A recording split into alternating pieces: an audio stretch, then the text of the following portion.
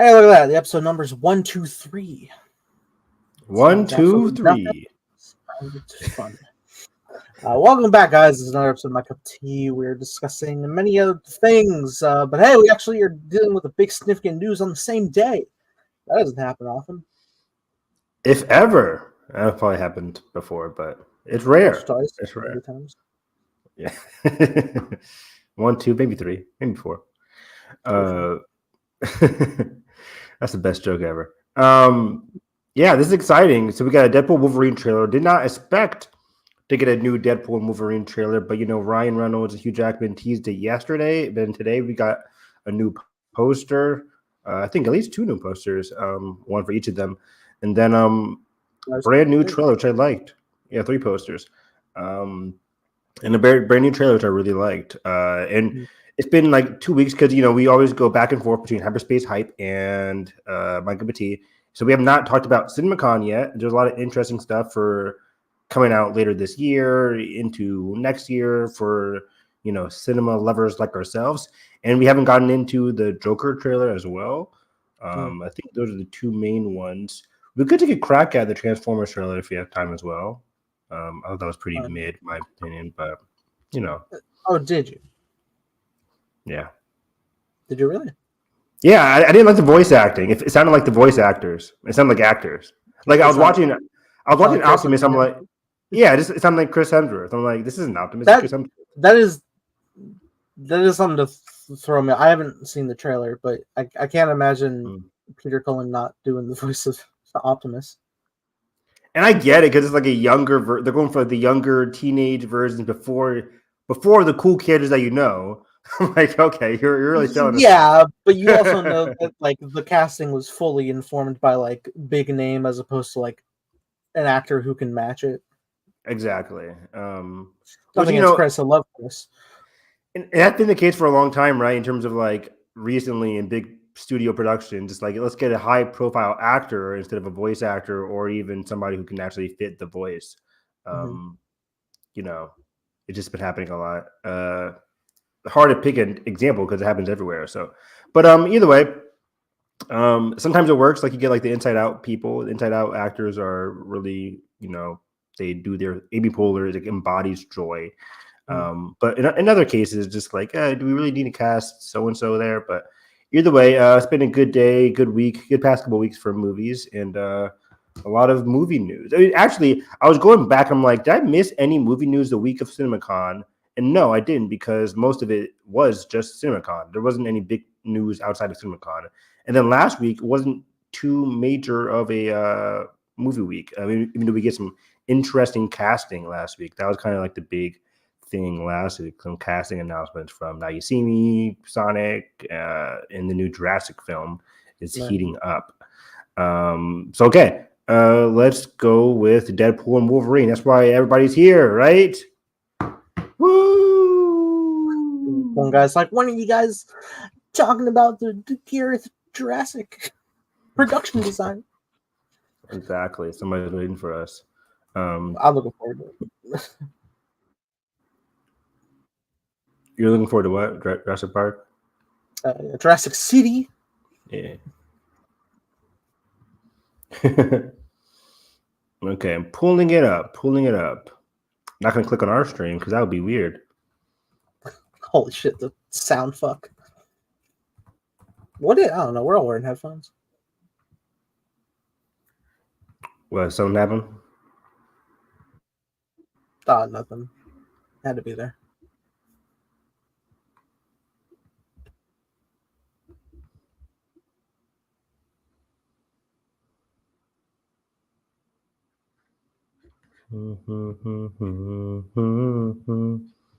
This is what the people come here for, baby.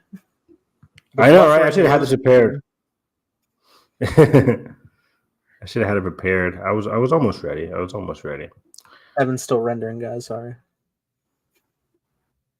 The map's loading.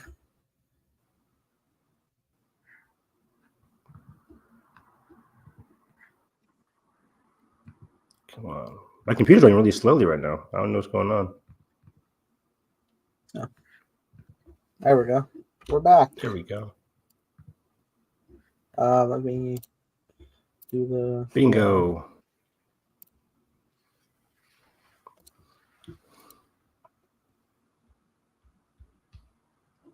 So yeah, so before we start, how many times did you watch this so far today? Just once? Let's say like a solid 8 times. Are you serious? I was watching like other people check it out. I watched a couple times when I first saw it. I watched a breakdown. Oh wow, I haven't watched any breakdowns yet, so I'm curious for you to give me some of that knowledge, some of that background. That's that third-hand knowledge. Okay, here we go. Is it running well? Is it going fast? You're welcome anywhere. Now get the fuck out of my bar. Just give me one more drink and then I'll leave. Can you believe it? This is my second time. I need you to come with me right now. Look, lady, I'm not interested. All right, well, I'm sort of on the tick, so upsy daisy. Here we go. Oh, whiskey dick of the claws. It's quite common in Wolverine. This Wolverine's not doing so hot. No, If you want to take a deep breath that's from fine. your fucking forehead, I suggest you reconsider. That's great when he leans into it. I'm about to This is my first time listening to it with headphones on, at least. Not my fucking problem. Is that what you said when I wasn't expecting this to be as serious as it is. Come again. Serious? You think it's serious? Let down his entire world. This story with Wolverine is. Want to talk about what's haunting you, or should we wait for a third act flashback? Go fuck yourself. That's great. He looks just like he did in 2013. It's crazy. It's insane. This guy does not age. Does he know? Kid, I'm no hero. You were an X-Man. You were the X-Man. I love the gold guns. I am so Yeah. mad right now. It's satisfying seeing him come out the slots.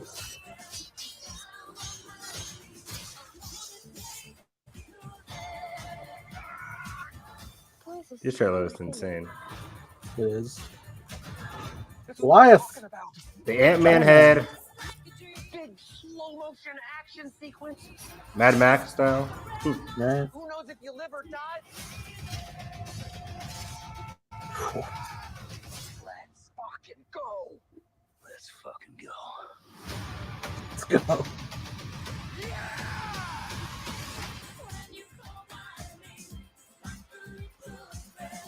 Want to do some cocaine? Hey, cocaine is the one thing that Feige said is limits. What about Bolivian marching We powder? know all the slang terms they have.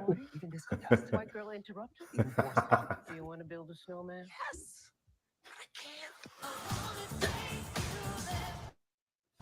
Beautiful. That's pretty good. That's pretty good. I don't think I saw that last part, that part of the end there. That was pretty funny. Oh, snap. Yeah. So yeah, this is interesting. You know, people love, they love us some Doctor Strange portals. So let's go through this. It's interesting that you said you didn't expect this to be as darker as it seemed to be implying here. So yeah, this is pretty interesting. We see Logan down on his dumps, of course. He's always down in his dumps. But the context of the trailer seemed to be indicating he had something to do with like the destruction of his timeline. Or not his whole timeline, but just the X-Men on that timeline. Yeah. What do you think there? What do you think happened? Well, people suggest that it could be adapting the storyline where I think it was in the lead up to Old Man Logan, where Mysterio controls Logan's mind to kill the X-Men. They don't have. I'm probably not going to use Mysterio, obviously. So I imagine they'll use Cassandra Nova in this role to overtake his mind. See, that was interesting to me because I caught that too, but they kind of already did that with Logan, right? Like, but the twist for Logan was that like it wasn't Logan, it was Professor X who did it. It was Charles but his own involuntary seizure, so it's even more tragic in that sense. Mm-hmm. So you're saying this time it can actually just be Logan himself doing it this time, not just Professor Not X. yeah, not like by his own volition, obviously, but yeah, by his hand. Or I don't know. Like I was kind of like imagining if this was like a pre Logan scenario where something where the X-Men needed to save the world from going to shit, but ultimately they got taken out, I presume, by Wolverine, and then the world went to shit and the world blames him. Yeah, this is very interesting to me because I think the movie's going to make or break itself, at least for me. I know it's going to be super fun. It's going to be super fun. It's going to be Deadpool, but like I didn't love Deadpool 2. I think you said you did. But I didn't like Deadpool 2. I liked Deadpool 1 a lot based off of like the romance between him and I forget his wife's name. Vanessa. Vanessa. Vanessa. But we know based off like the CinemaCon stuff and what we see here, like she's not really relevant to this movie. Like she's gonna be there, she's gonna be in the movie, but it's like there's not gonna be like the romantic subtext that was so prevalent in the first two movies, and I think they're replacing that obviously with the Wolverine appeal of it all. But like I think the movie's gonna make it break itself with me. Like how much heart is the movie actually going to have? That's what made Deadpool 1 so special. So that's why I'm very curious about this Wolverine stuff, because the Wolverine stuff seems like it could be very, heartfelt and actually dramatic in context to like everything else going on around it. So yeah, I'm curious about that as well. I don't know. I mean, they obviously can't do the Mysterio thing this time, but Wolverine being like to blame for something going tragically wrong, and then having the classic like get off your ass hero's journey of it all. That could be very interesting. That could be very appealing. So I'm curious to see where we go from there. So everybody from Deadpool 1 and 2 is in here. We have the whole party sequence. This was kind of like what I was going to explain with the CinemaCon footage as well. It's just like this is pretty much the first 10 minutes of the movie, which makes sense, obviously. So yeah, he's got a lot of gravestones. We got a serious Logan here. Yeah. I cannot wait for their fight scenes. I wonder how many fights they're actually going to have. Okay, do you get this obvious big one that we saw, like, they were filming outside and stuff like that? Yeah. Probably like a couple like jabs here and there. Not like full blown fights every time. The sleeves. No sleeve. I was like, all right, but also it looks great. it looks great. Yeah, I never knew people were so up in arms about that shit. But did you see this funny Easter egg on the building here? The Rob Liefeld one. Yeah, but more specifically, it's funny because it says just feet. Liefeld very famously has been critiqued for not being able to draw feet in his comics. Oh wow, so that's great. Funny. Yeah, he's the misproportionate bodies too, right? That's Liefeld as well. The which one? Like the misproportionate bodies, right? They're all bulky. Oh yeah, like those like triple chested cap and yeah. It's like very, very like masculine bodies. Yeah. Hyper masculine. So going against the TVA here, we know he's assigned by the TVA by Paradox, Matthew McFadden's character, to go, save the universe. His friends are in danger, but then here we get them fighting the TVA. So I don't know if this is at the beginning or at the end of the movie, why he's betraying them now, or just Deadpool being Deadpool. There's obviously has to be some kind of story context to it, but it was just an interesting twist here. We saw it in the first trailer as well. And then, come on, not too fast. Maybe I could just slow down the trailer. Obviously, Evan, I'm an idiot. Emma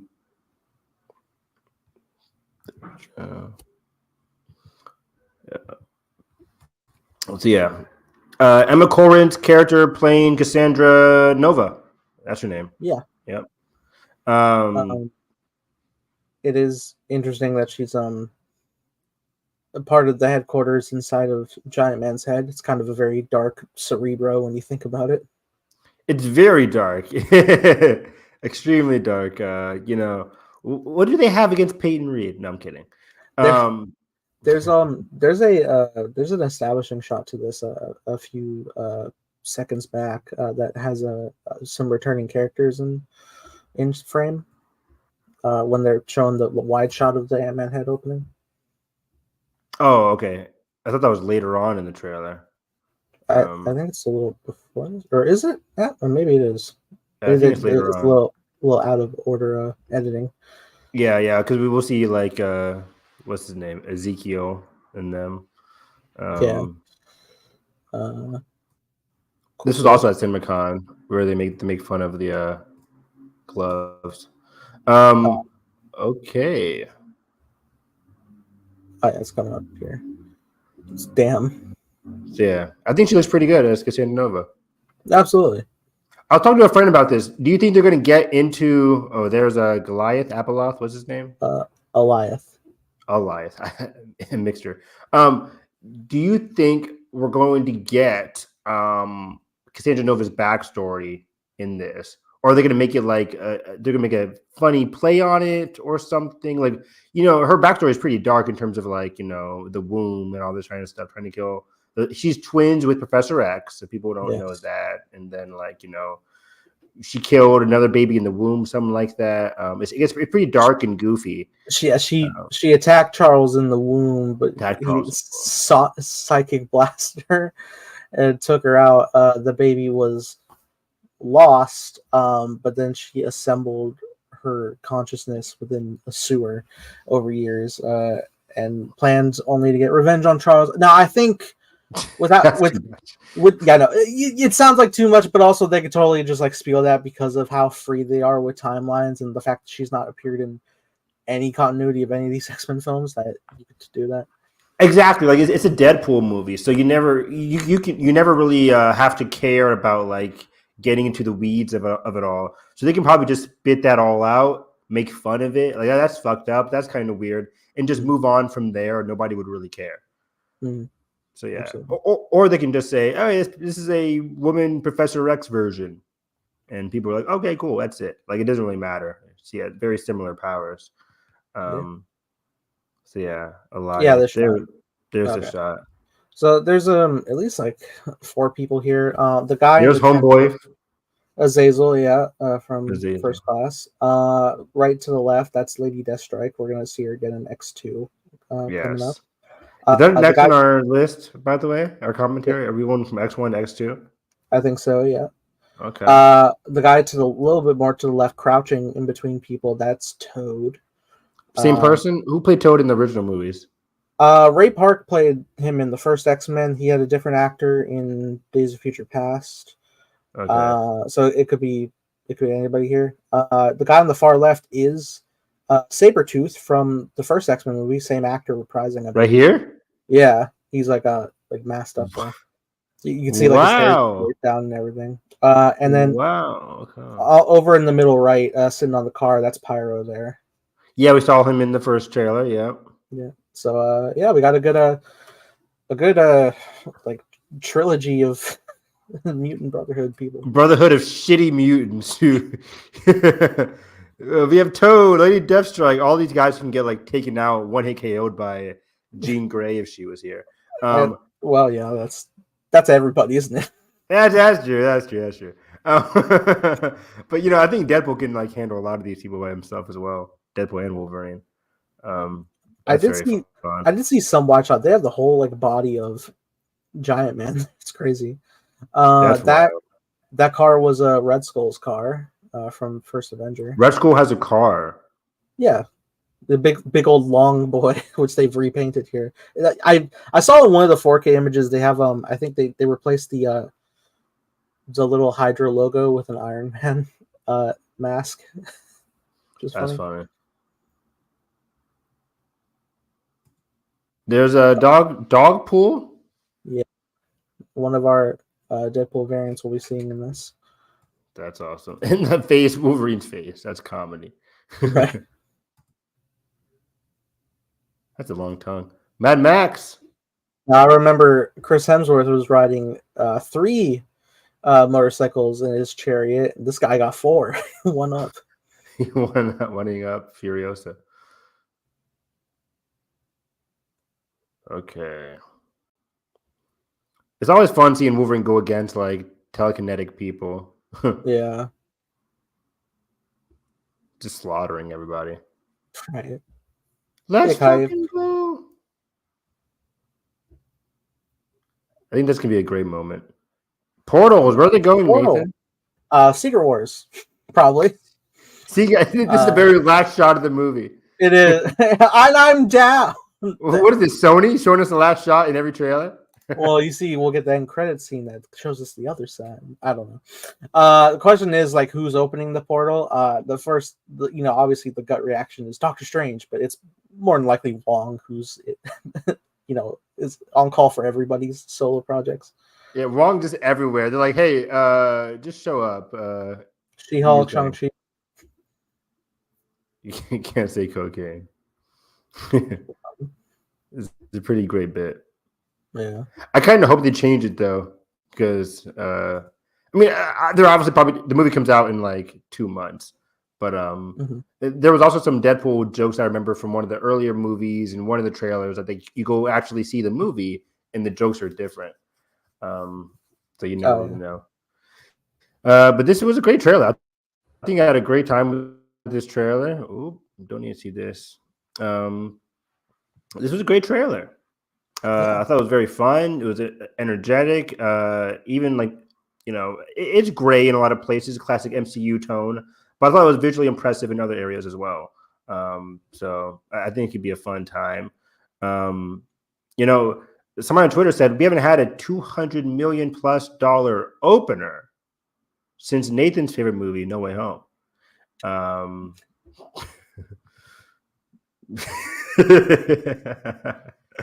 Do you think this could open up to over 200 million?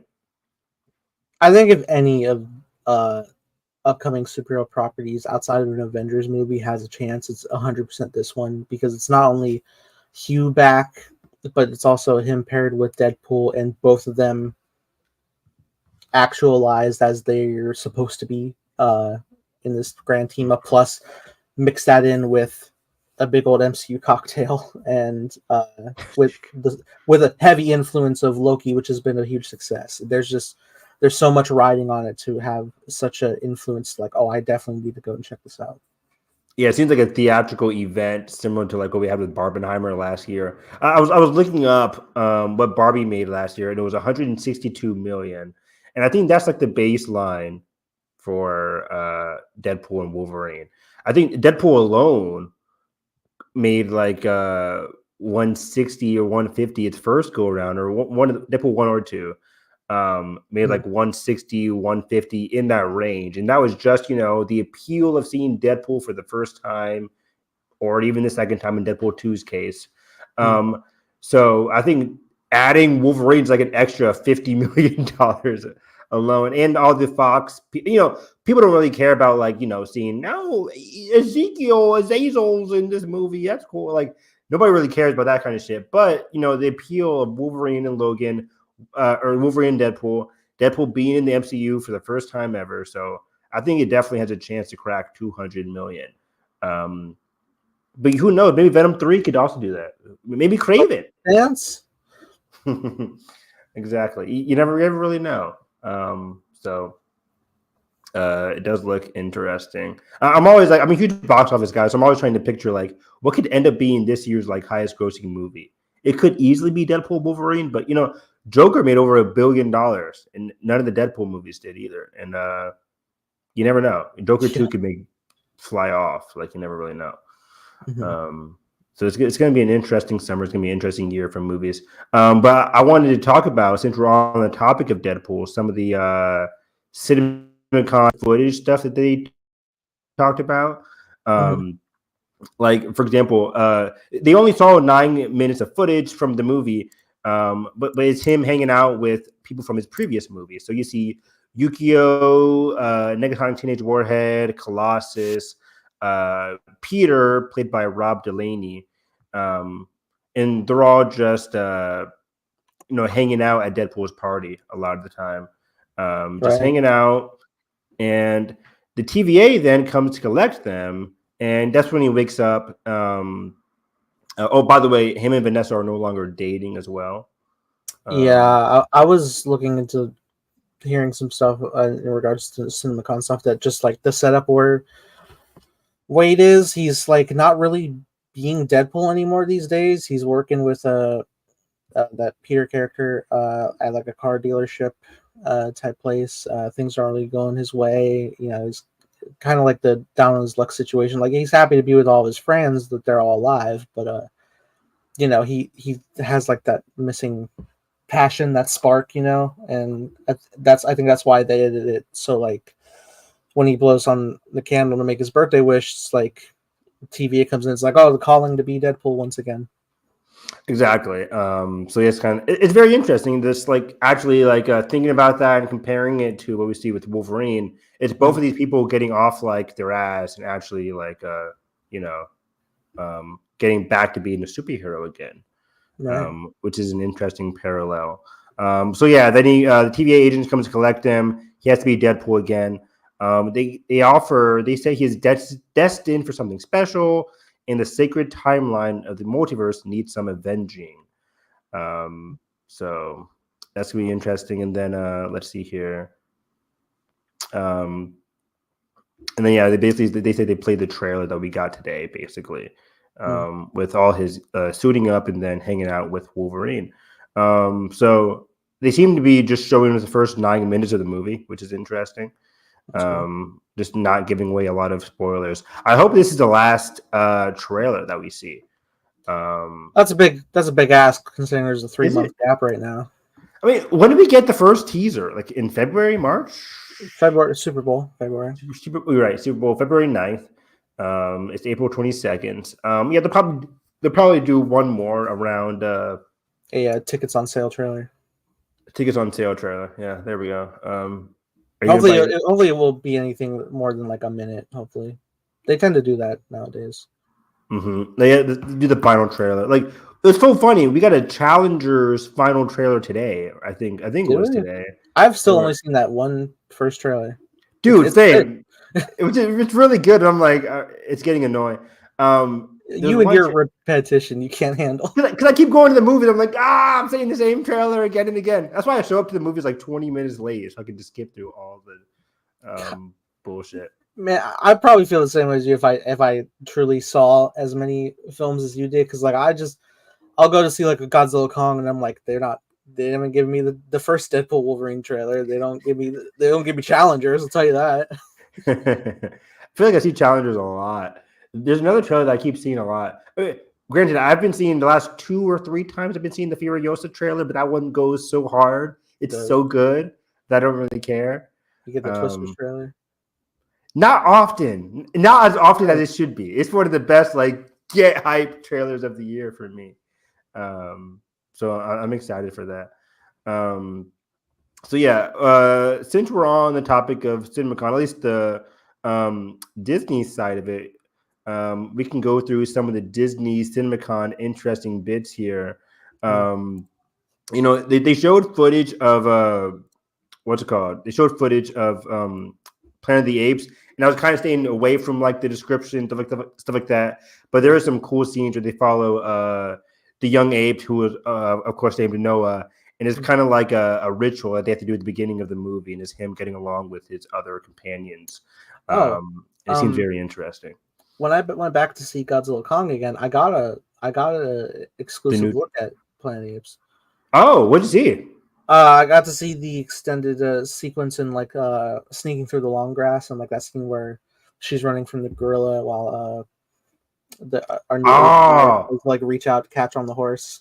Oh, that's cool. So it was like an extended feature of like that part in the trailer. Yeah, it was like a good minute, and the spliced into like trailer footage and stuff. It's fun. That's really cool. Trying to see what else. Will she make it? Will she make it? Is she gonna die?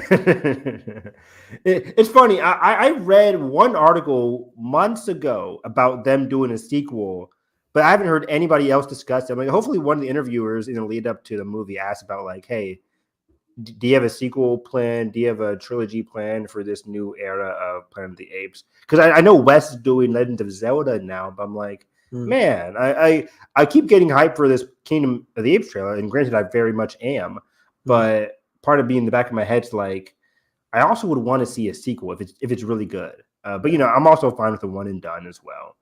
Well, you know, last time after the first movie, our director got replaced, and good point. It was all right. It was all right. It was all right.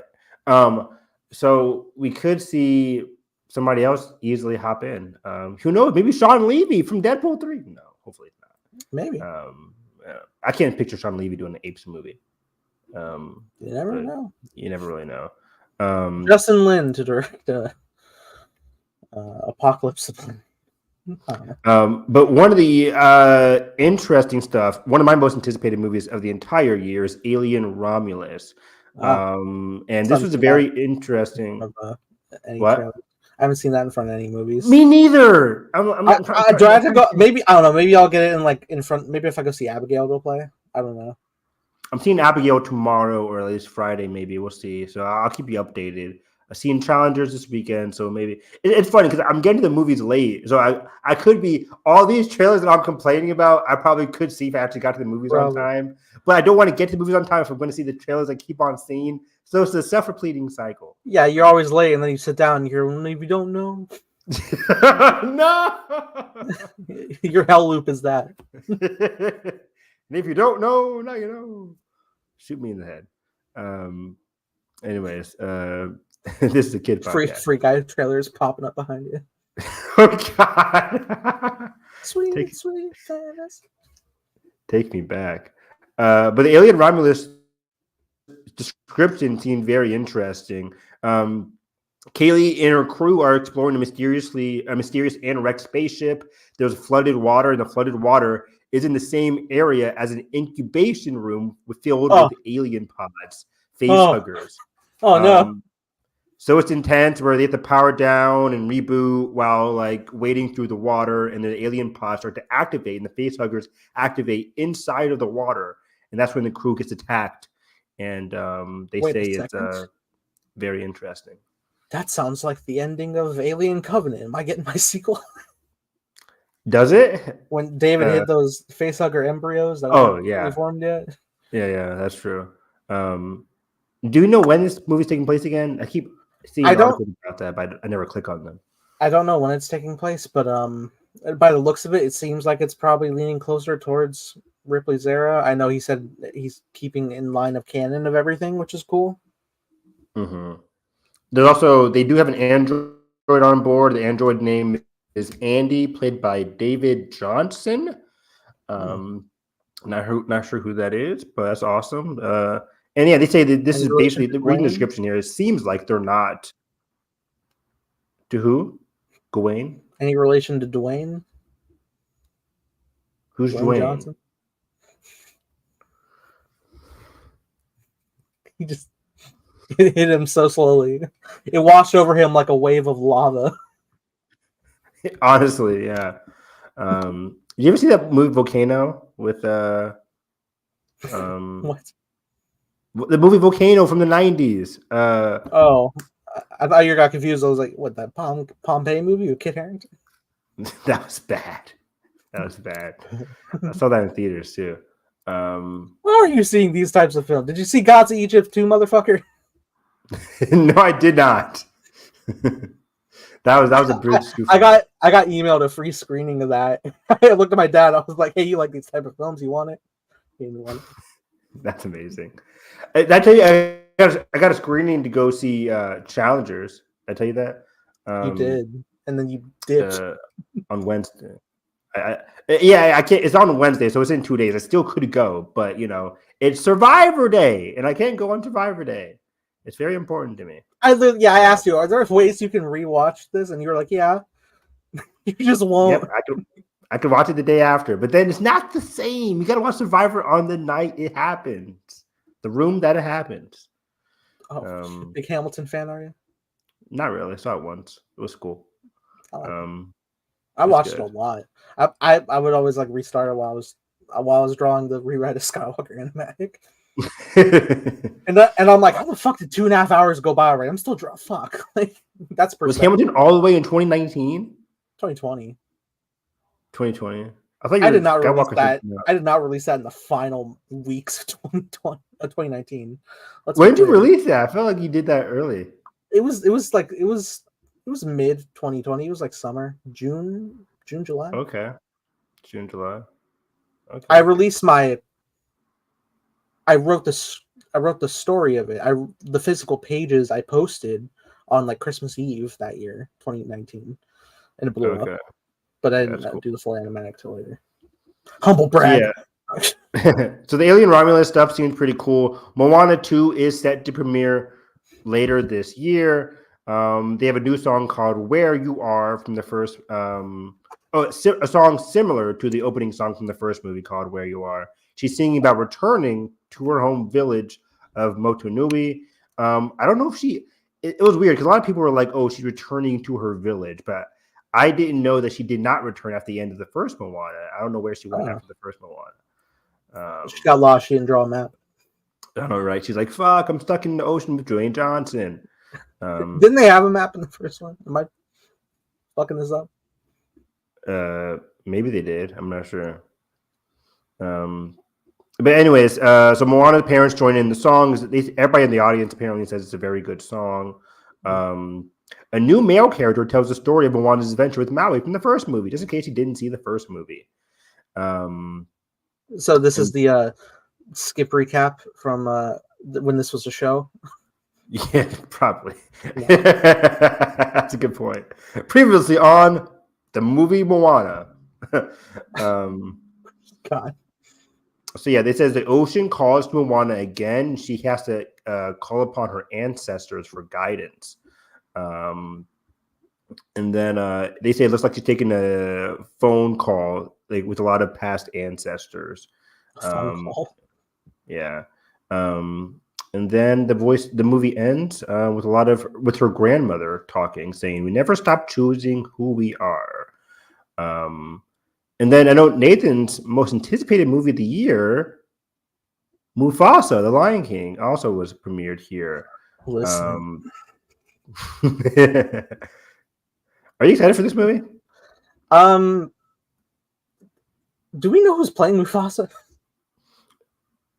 Great question. I don't think we do. I think maybe we do. Because at this point, I'm pretty sure James retired and he gave them the rights to his voice. Disney. Oh no! Well, either way, this is a young Mufasa, so it can not. So we're gonna get Chris Hemsworth to shine. What, you think a baby cub's gonna have James Earl Jones' voice? Yes. Honestly, if they did that, I'm seeing that day one. If they just put Mufasa's voice. Who working today has like a close voice that has that baritone? Well, you don't need a bear. This is a cub. They did. No, this is probably teenagers. His voice probably didn't drop yet. They got Matthew Broderick back. Yeah. Yes, please. He's still alive, right? He's still fine. Okay. I don't know. Is he safe? Is he all right? It's been a while. Is he in Deadpool 3? Probably. So Jenkins described it as a first look, and so they start off with a snowy mountain with a pride of lions lying under of giant icicles. Rafiki narrates the story and describes how it's about a lion who will change everyone's lives. Spoiler alert. Anyways, you don't say. There are new environments. They say we see Africa swampland, we see deep rivers, even more snow. So at least different environments throughout Africa. Give me a crocodile. Exactly. We see a young Mufasa rise from the rocky desert. Rafiki describes him as a lion who was born without an ounce of nobility. He will go on and become the greatest leader everybody has ever known. Okay, we already know this stuff. Is that it? Mufasa, who will get humbled by a journey. Exactly. Yes. I'm down. Basically, Jenkins talks to the audience about the new exotic locations. Again, the description says here Rafiki is just telling us about Mufasa's origins. I don't think there's a lot of interesting stuff here. Are there any prequels to Hamlet that you know of? Looking through this, there's 3 witches here, so maybe I'm kidding. Oh wow, Oh wow. some hyena witches. That would be awesome, actually. They're throwing bones into that pit. We see a young Mufasa interact with some other lions around a lush forest. Mufasa's lion mane is noticeably short, even shorter than Simba's in the first film, which makes him distinguishable from other lions. He's got a mohawk. Exactly. Yes, please. The final shot of the teaser trailer takes us back to the ice, the snow, and implying that this could be the future from which Rafiki is narrating the story. I don't know. Oh, now let's get to the interesting stuff here. Last week, we were also, or 2 weeks ago, we were given footage and some more photos of Captain America, the Brave New World. And we got some interesting details about the state of Captain America, Brave New World. And I got to say, Nathan, reading this description and seeing some of the photos, you know, every serious Marvel movie gets compared to the fucking Winter Soldier. Every single one. Like, if there's no portals, you're the Winter Soldier of the new Marvel universe. I have famously said in existing within the comic book space that if I hear Winter Soldier or The Dark Knight one more fucking time, I'm jumping out the window. I'm on the first floor. It doesn't matter. But it's pretty bad. Yeah, I get like continuously. I'm like, it can't be that good. Still, it can't. This cannot be the stand. And then I revisit it. I'm like, all right. But it really is that good. Remember, were you aboard with the where Heartbreak Feels Good? We like the top 10 MCU projects or something like that. I hope I was on there. I did because for Multiverse of Madness, I did my famous "I yield my time, fuck you." That's still not a top 10 Marvel movie, but whatever. Yes, it is. But, I'll fight you. The music notes. Anyway. That's right. You can't tell me it's not cool. It's creative. I yield my time. Fuck. Okay. Yeah, it is. It's past Nathan's bedtime, guys. Sorry. Today it is. But I am an insomniac. This Captain America stuff, if anything needs to be compared to Winter Soldier, it's an actual sequel to the franchise that Winter Soldier came from. And in that case, Brave New World actually seems like an interesting, serious take. And it kind of answers our complaints. Not answers, but like at least, you know, piques my interest in terms of a lot of the CinemaCon people said this movie and the clip that they saw brought up the context of the Avengers and how like Sam might be talking about putting the gang back together, so to speak. And this stuff we've always been talking about because currently under the Marvel release dates, May 2026 is the current release date for Avengers 5, not King Dynasty anymore, but Avengers 5. I still think that's going to be delayed to 2027 and then Secret Wars in 2028. But we'll see. As of right now, it's 2026, same month as Mando. But anyways, if that's the case, next year is the only time we'll be able to set up the Avengers pre-Avengers 5. And I like that Captain America Brave New World here is getting the ground running in terms of setting up what the Avengers could be. So I don't know if they have time during the movie, but if they bring it up in a dialogue during the movie, it's very likely that they'll put it as a post-credit scene or a mid-credit scene in terms of like, you know, Avengers tryouts or I don't know. Captain Marvel is staying on Earth post Captain Marvel 2, right? How did that end? What's she doing again? Yeah, she was there. Yeah, I think she's there with Kamala while they look into finding where Monica went. Got it. Okay. So yeah, hopefully, you know, put Brie Larson in the post-credit scene with Sam Wilson. That'd be a good start. Maybe give me more Kate and Kamala follow-up, please. Honestly, that's more interesting than the real Avengers. I need some young Avengers shit. Kate and Kamala alone are very interesting. Still very much pissed that they're putting Yelena in the Thunderbolts instead of the Young Avengers, but maybe she can be in both. Where's my Black Widow and Hawkeye show? Right? I mean, that's money. That's It writes itself. money. It writes itself. Especially after the success of Deadpool and Wolverine, flipping that and giving us Kate and Yelena, Haley Steinfeld and Florence Pugh in a 8-episode series together on Disney Plus. Cha-ching! Both of them are doing very well in their careers, so like, do it. Exactly. Well, I was going to say this for later, but I'll just say it now. Haley Steinfeld is cast in, Ryan Coogler's next vampire movie. This fucking movie, dude. It's stacked. Haley Steinfeld, Michael B. Jordan, and a lot of other actors. I'm just like, this seems very interesting. Because Ryan Coogler, who for me has never turned in a great product. Like all of his movies are just great in my opinion. Black Panther 2 is not super great, but it's very good in my opinion. I think it's a very good Marvel movie. Phenomenal. It's hard to rewatch given the context of it all. That's fair. I just think, and the last third act is kind of messy at points, but overall I really liked. Aren't they all? Yeah. A great Marvel movie has a great third act, which is why I love Winter Soldier. The Winter Soldier, the first Guardians for me at least. Civil War's third act is great. That might be probably the best acting in the whole saga. Killed my mom. Oh my gosh, it's so good. Fuck. So good. But going back to Brave New World here, so we can get through Disney's CinemaCon. Thunderbolt Ross, Sam Wilson attended a meeting with Thunderbolt Ross, who is already president at the White House. So this must jump ahead, obviously, of Secret Invasion. Spoiler alert for a show that Nathan never watched. But I did. I remember the first episode. The only episode I saw, the first episode, had a different president. Yeah. I take it he's dying. No, he doesn't die. Well, he probably will now.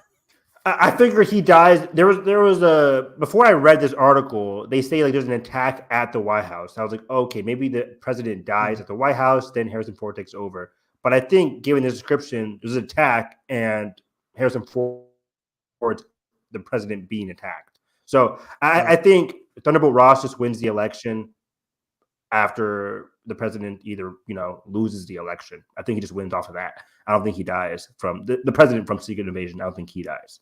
And that president wasn't great anyways, given the finale of Secret Invasion. Anyways, Ross is asking to meet with Wilson so we can reunite the Avengers with the new Captain America at the forefront.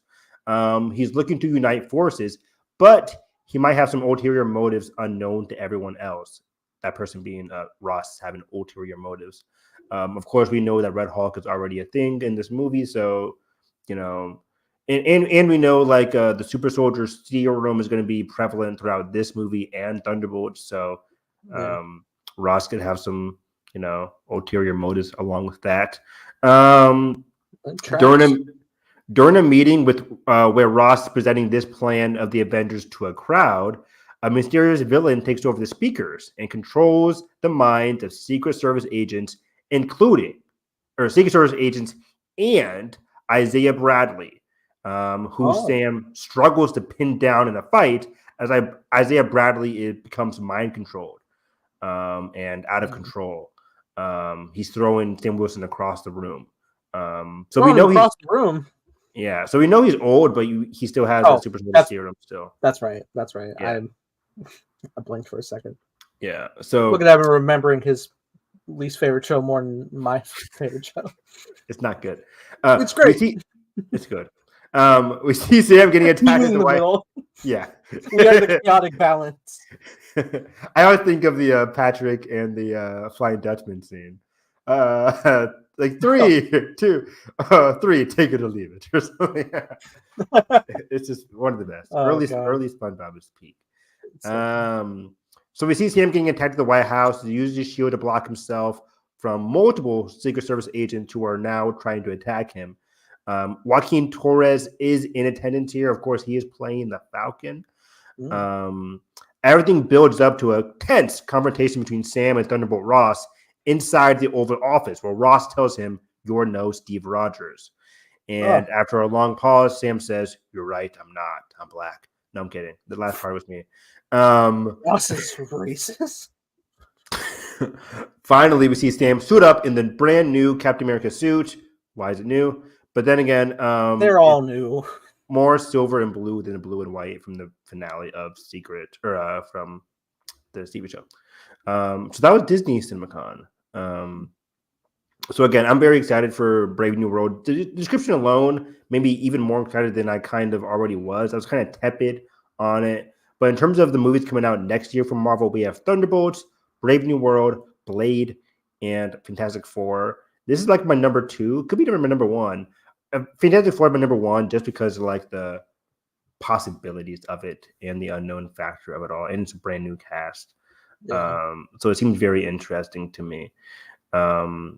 The big CinemaCon one from everybody involved came from Paramount Studios, which is interesting, Nathan. I don't know if you heard. I didn't put it in the show notes, but there is discussions apparently from Sony about buying Paramount Studios, which I hope is not the case given the slate that we got here. The Fox Disney stuff was never a great idea, and it kind of shows given like Disney's 2024 and 2025 slate where they're only giving us like 3 Fox movies, and that's including the Apes movies. Like we're getting Apes.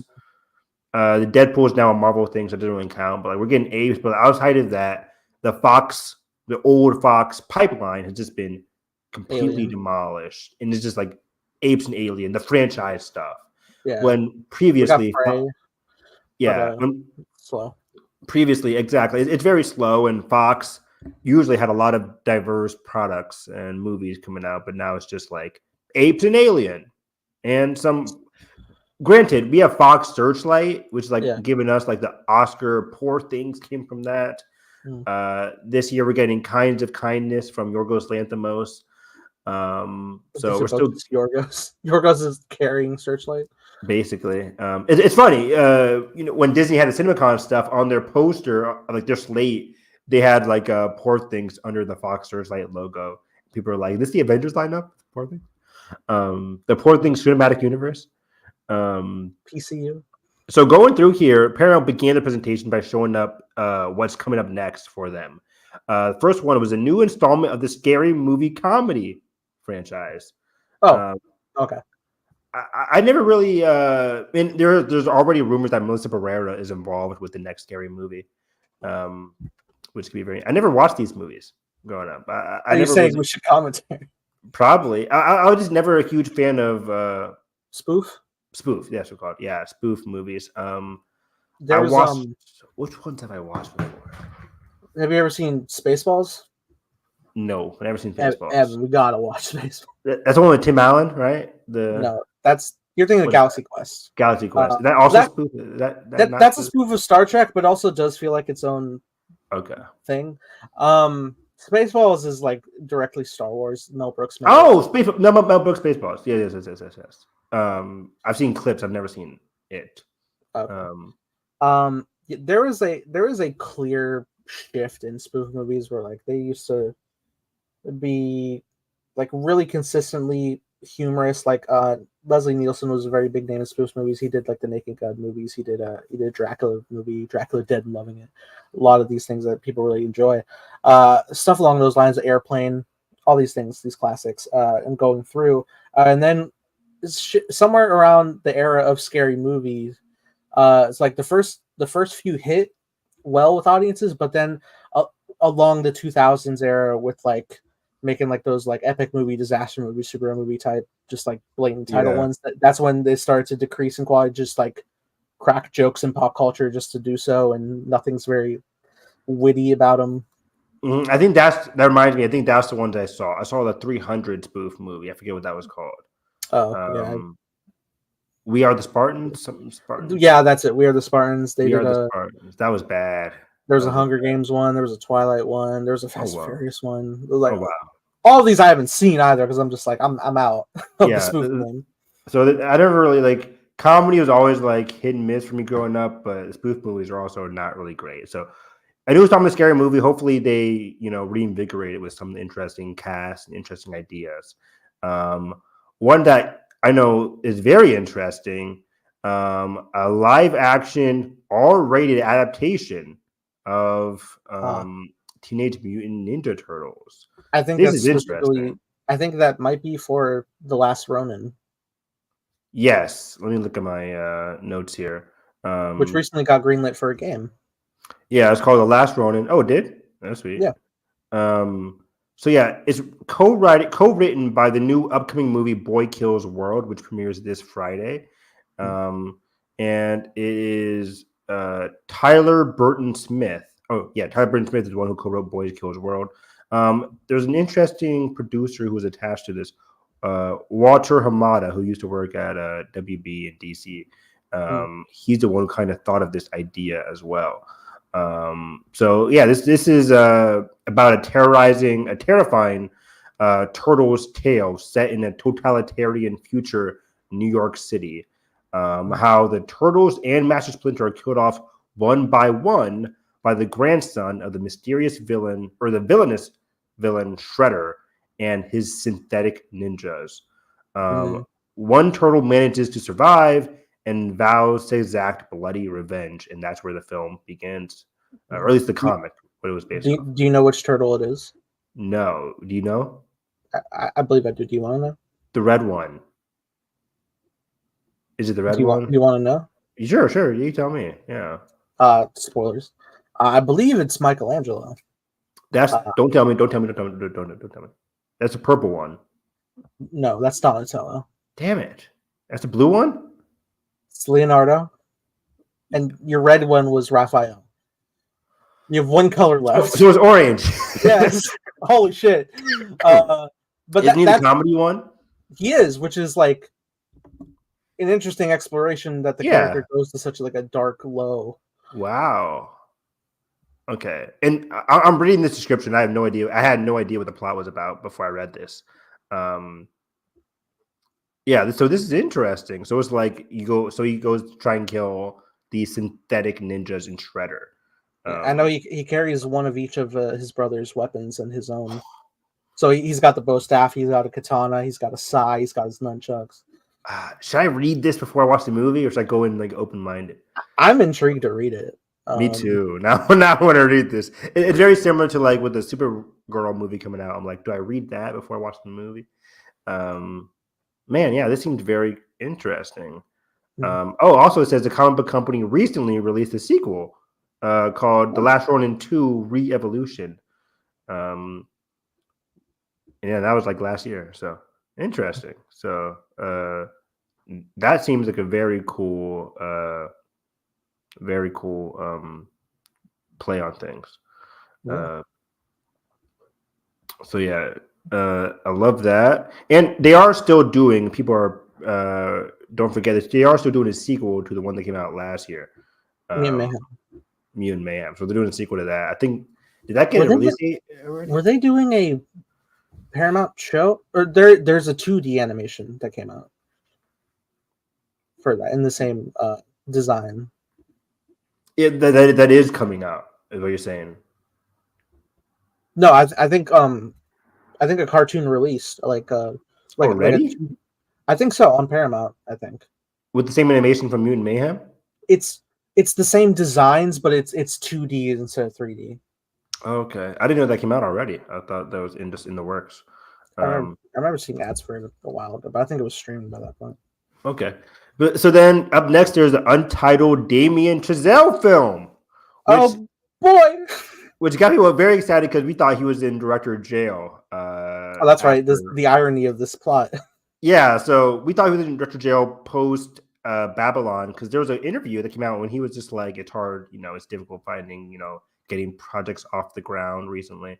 And, it's just sad given like the state of the movie business. But anyways, it looks like he is getting a new film that he's been working on, and it's set in the prison system. So this can be interesting. We have no description of the genre, just that the rumors are that it's set in a prison. So this could be a thriller. Most likely, knowing Damien is probably going to be jazz. He's probably going to be a music plot in the prison system. That'd actually be very heartfelt. I'm intrigued. Now to preface, I have loved. Here we go. I've liked all of Damien Chazelle's movies. But I will say I have liked each new installment a little less than the previous. Wow, wait, hold up, pause. So like in that approximation, I adore Whiplash, and I also adore La La Land. So to be like right there, Okay. and then I quite enjoy First Man, and I enjoy Babylon. You and I had some similar criticisms. Similar thoughts, yeah. Yeah. Yeah, I Don't mean, let I Josh guess. fool you. I do like Babylon. Don't be rash. But I think I can agree. I didn't love First Man. I thought it was a very well done biopic. But yeah, I'm with you on. I thought it was just very good. It wasn't in my top 10 of the year. Great score. It had one of my favorite IMAX moments where oh my god, the moon landing where like sequence. Yeah, like they open the HUD and that's when the screen expands when you step out and the sound gets sucked out. It's peak. Yeah, that was beautiful. Yeah, I thought Babylon was just solid as well. It didn't like blow me away. But I understood a lot of the best parts about Babylon, but there's other parts I was just like, it's fine. Great soundtrack. Love that. I still jam to that the main theme. What was I gonna say? But yeah, I adore La La Land. La La Land and Whiplash are like peak. Just one of the best movies of the decade. Last decade. But up next, G.I. Joe and Transformers crossover film is happening, and sooner than later. I think it's coming literally in 2026. I think so. They might start filming it next year. Commentaries are coming. Honestly, I can't wait to watch the G.I. Joe movies. They're fun. They're very fun. I had a good time with Snake Eyes. Yeah, it's fine. I think Andrew Koji from Warrior. He's so good in everything. He's so good. He's excellent. So yeah, he was the best part about that. Actually, I don't think I saw Retaliation. G.I. Joe Retaliation. The Rock one. Yeah, The Rock and Bruce Willis.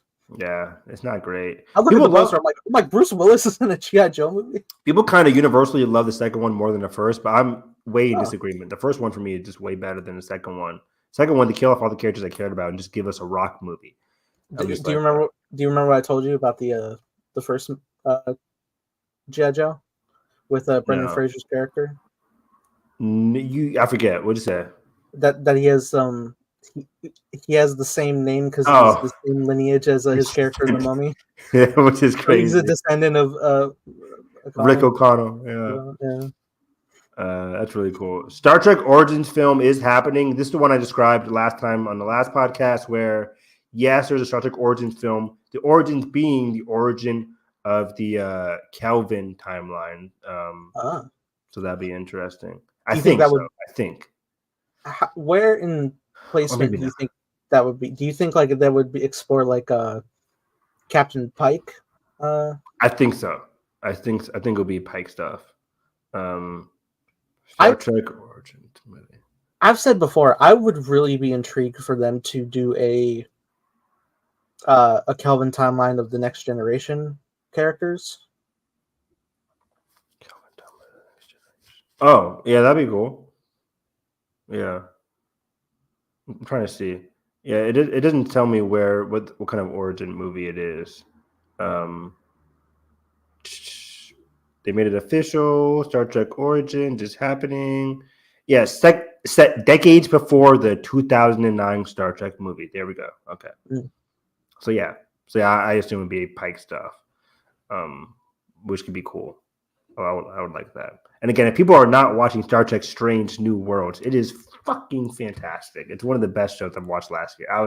It's just one of those binges I watched over the summer. Like, man, I wish I could rewatch this for the first time again. I've never saw this. Well, what? No, you go ahead. I was going to say that the next one up is Running Man. Running Man remake from Edgar Wright, starring Glenn Powell. I've never saw the original Running Man. I think that was an Arnold movie that's based on a Stephen King story. Oh wow, your favorite author. I know Nathan didn't like to read, but you know, Flash fan Stephen King.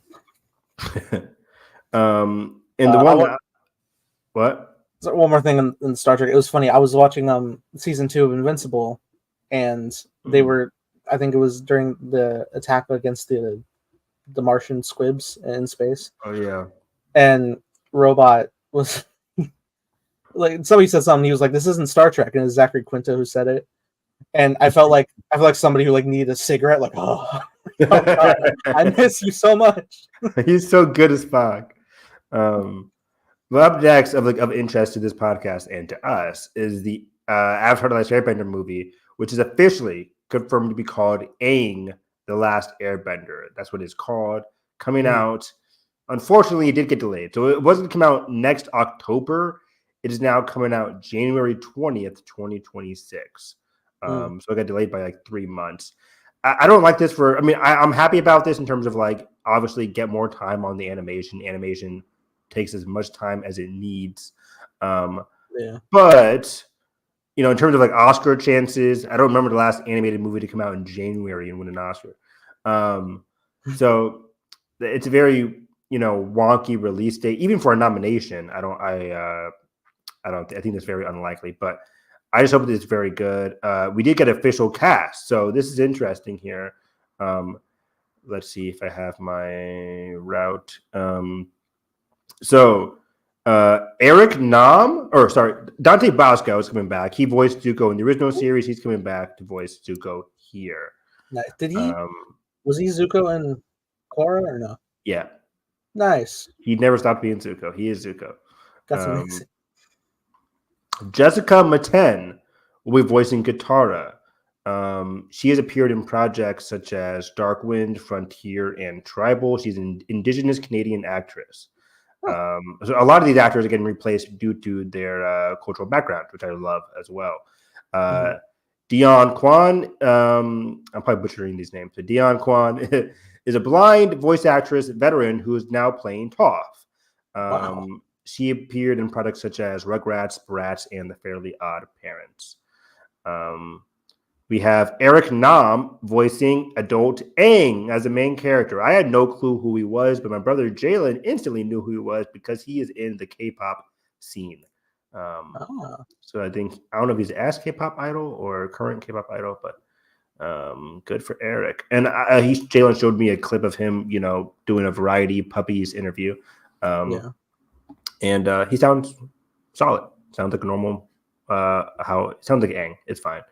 I mean, it didn't sound like Aang from the cartoon at all, but like an adult version of Aang, I can picture it. Yeah. Roman Zaragoza will voice Sokka. No clue where he's from. He has no credits.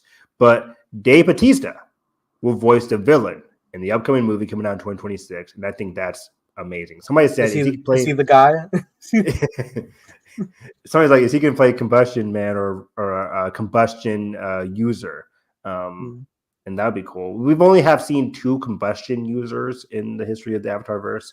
Of course, the one who fights in Avatar: Last Airbender, and the woman, Liang. She's from Avatar or Legend of Korra, Book 3. She's part of the Red Lotus gang. She is a fantastic villain alongside Zahir and the other members of the Red Lotus, who are, I think, the best antagonists in the Avatar verse, minus Azula, of course. So Zahir is like my top. There's Azula, Zuko, and then Zahir from Book 3 of Avatar in terms of my favorite Avatar characters. So I think this movie could be very exciting. We don't know who Dave Bautista playing, what kind of bender he will be. But notoriously from Book of Legend of Korra, Book 1, there hasn't been a lot of like big antagonists that the gang fought. You know, this is post Sokka's death, I think, in Legend of Korra, at least the flashback that we saw, where they're fighting a bloodbender, which is relevant to the, of course, Korra Book 1. So I don't know what we're going to see here, what kind of conflict had been getting on. But, you know, there was a lot of difficulty if people have read the comics after, just right after Book 3 ended, in terms of like, yeah, Zuko's head of the Fire Nation, but what are you going to do with all those Fire Nation conquered Earthlands that are now just back to being Earthlands? Like, the transition is very difficult. It's very difficult because you've ruled over the Fire Nation, controlled 80% of the world. Zuko is good now. Fire Lord's good now, but there's still a lot of conflict between Fire Nation Earth soldiers, and Zuko's still looking for his mother. So that stuff that was in the comics. This is going to take place about probably, I assume, adult version, so maybe 5 to 10 years after the comics. So if people want to read the comics, they're all on like websites and stuff. It's very Boy, interesting. war is complicated. It is. It's very complicated. Oh, my bad. You can go. Yeah, exactly. Transformers 1 was shown, and when it was getting talked about at CinemaCon, I was like, "Oh, this looks very interesting," but it just didn't appeal to me. We can skip over watching the trailer. Did you already watch the trailer? Or I haven't seen it. yeah, okay, fine, we'll watch it. Because you even brought it up of like, oh, if you haven't seen it, we can watch it on air. Did I say that? We did. So at that point, I was like, all right, I'll wait. I think you're making that up, Nathan.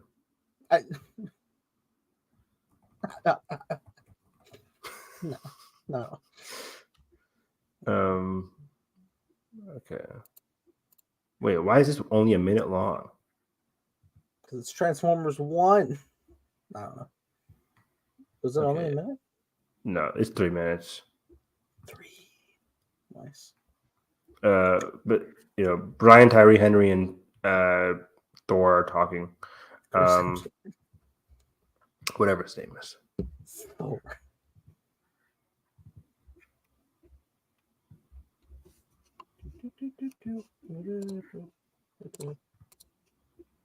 You know?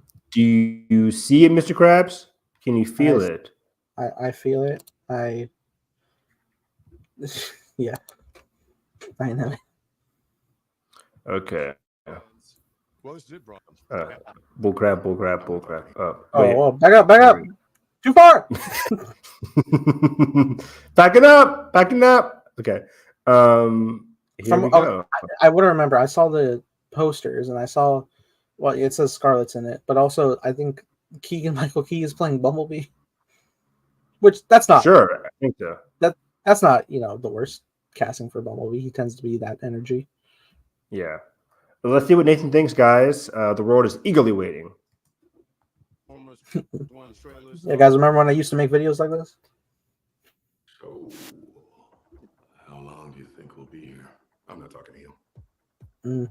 You know what? We are so screwed. Thought you weren't talking to me.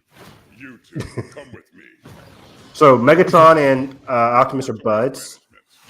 Yeah. There, I'm V127. I'm actually working on some nicknames. The one I'm Nice. floating right now is Badassatron, which is actually pronounced Badassatron. We're gonna call you B.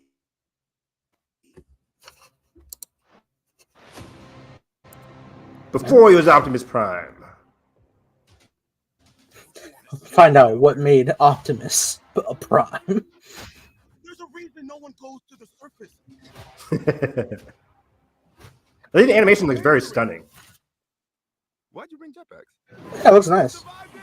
I'm gonna kill you! Like, yeah, there's tons of things happening. Animation looks great.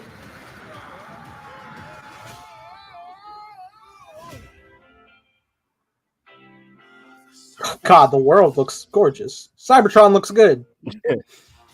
It does look really good. Yeah. I mean, this is wild to think we're spending a movie on Cybertron. You have proven. Yeah, all of this takes place on Cybertron. When they got to the surface, I was like, is this Earth? But no, it's still just Cybertron. Nice. Your full potential. So this is how they're able to transform. I love Kung Fu Panda. It's time to show them we are more than meets the eye. We can Did it. transform now. On free. Definitely more sillier tone, but I think it'd still be fun. Yeah, the comedy really took me by surprise.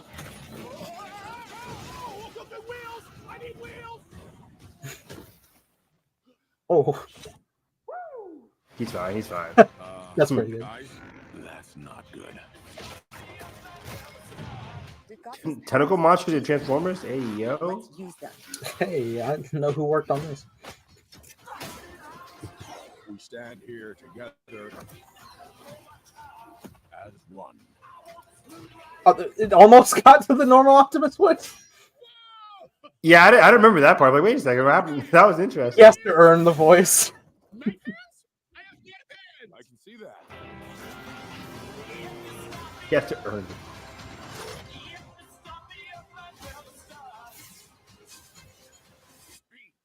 not the bad guys. Why did you cut the door?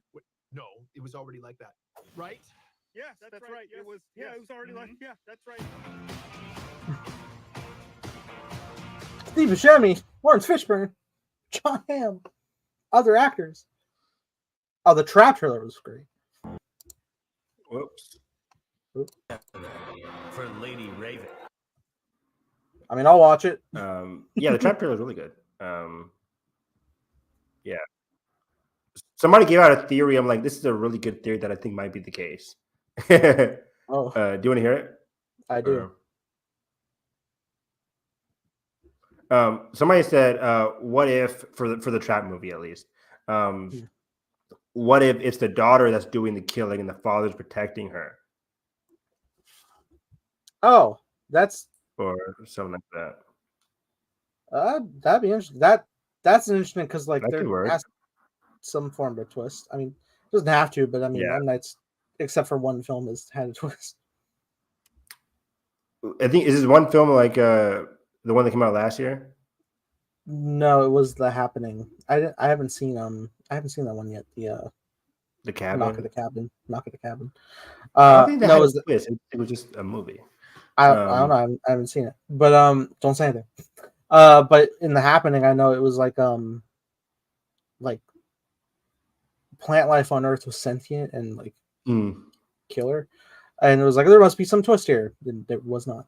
No, it was just they survived it, right? They just outlasted it or something. I guess, and it was a weird Mark Wahlberg performance. Yeah. You know, classic. What? No. Yeah, I remember seeing that movie like before it was notoriously bad, and I was like, "Oh, it's just it was a forgettable movie." But people were like, "Oh, it's one of the worst movies of all time." I'm like, "It's not." That was my experience with After Earth when that was happening. I remember the reports of like the word of mouth was so awful. Every day of the weekend got lower. Holy shit. So what are your thoughts on Transformers 1? It's very much an action comedy. They're really diving into the comedy of it all. Yeah, for sure.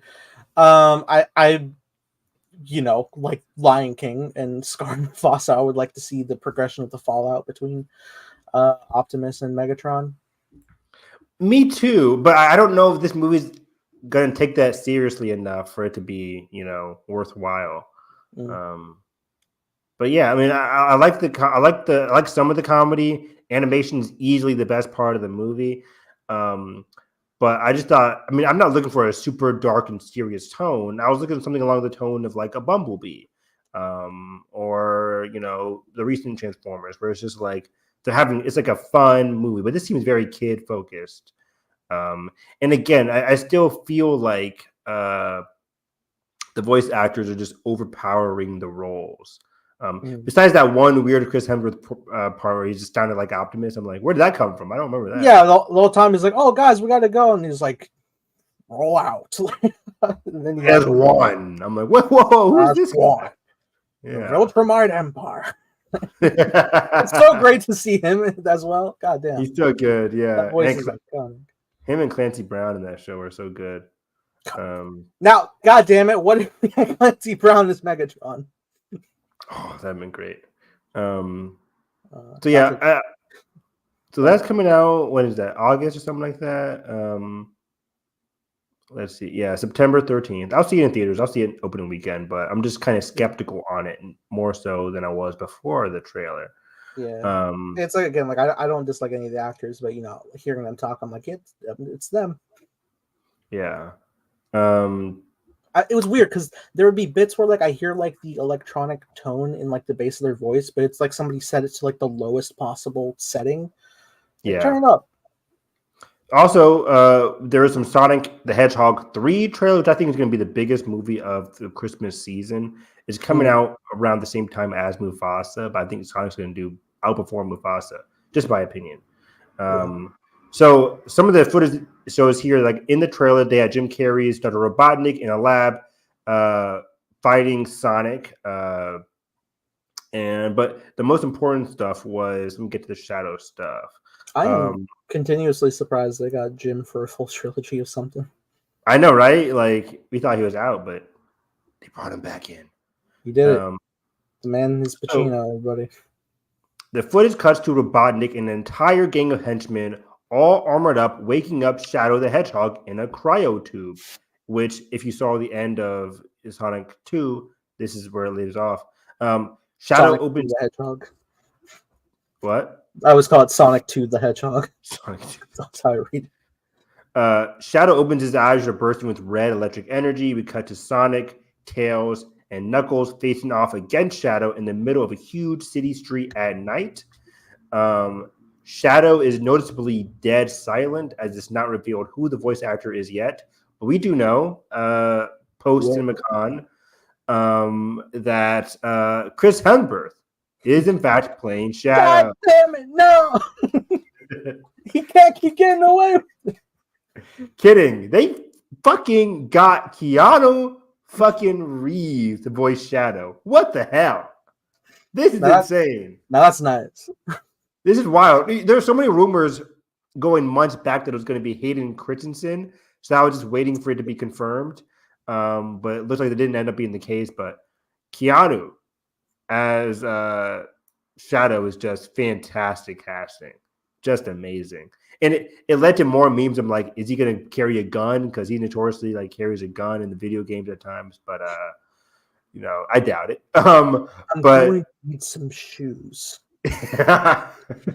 This is amazing. This is amazing casting. Like, this is perfect casting. So yeah, Knuckles jokes that this new hedgehog is much stronger than the last one he faced, referring to Sonic. And then let's see here. The real money shot is Sonic riding, or is Shadow the Hedgehog riding a motorcycle in the night sky over some skyscrapers, and then using it to bounce himself towards Sonic, who's flying upwards at him at full speed. So we see, you know, Shadow, motorcycle, skyscrapers versus Sonic. That sounds very intense. Again, perfect casting. Keanu, big motorcycle dude. Like, this seems amazing. Sonic's blue light clashes with Shadow's bright red energy in the night sky. People are saying it looks straight out of an anime. I can't wait. This seems fantastic. So yeah, that's gonna be the big movie for Paramount this end of the year. But also, I don't want to go into it because I kind of stayed away from a lot of the stuff here. But people were buzzing over Gladiator 2. They say it was the best thing people saw at CinemaCon over all 4 studio panels. And they say Denzel Washington might be in for a Best Supporting Actor nomination. The way he was, they say the biggest standout were, besides Paul Mescal, who's the main hero, the big 2 standouts were Denzel as the supporting hero, and Denzel's facing off against Pedro Pascal, or no, Pedro versus Paul. I think it's Pedro versus Paul. But they said the big standout was Joseph Quinn, up next year's Human Torch. He does the iconic thumbs down motion in the arena. He's playing a lunatic and crazy emperor character. Pedro Pascal is watching, and then he starts fighting Mescal. And that there was a big scene with Denzel Washington's character called Lucius, who is the sponsor in the arena. And he kind of coaches Paul Mescal's character of Lucius. No, Denzel Washington's character is Paul Mescal's character, who's called Lucius. He's his sponsor. So Denzel is kind of like coaching Paul Mescal. And yeah, this seems very exciting. I still need to see Gladiator. I never saw the first one, at least in full. When I was growing up, some of my dad's favorite movies were like Gladiator and Quentin Tarantino stuff, but we never went back and like fully watched it from beginning to end. So I always wanted to. Gladiator. Yeah, so that's definitely going to be on our list post the X-Men Juggernaut. When is Gladiator 2 coming out? November 22nd, Thanksgiving weekend. So it's gonna be a big hit, I think. It's so weird. Like, I'm so used to us like hearing like a lot of news. It's like, all right, yeah, coming in sometime in the next year, and then it's like, oh, you get news for something that's this year. You're like, holy shit, it's already April. Yeah.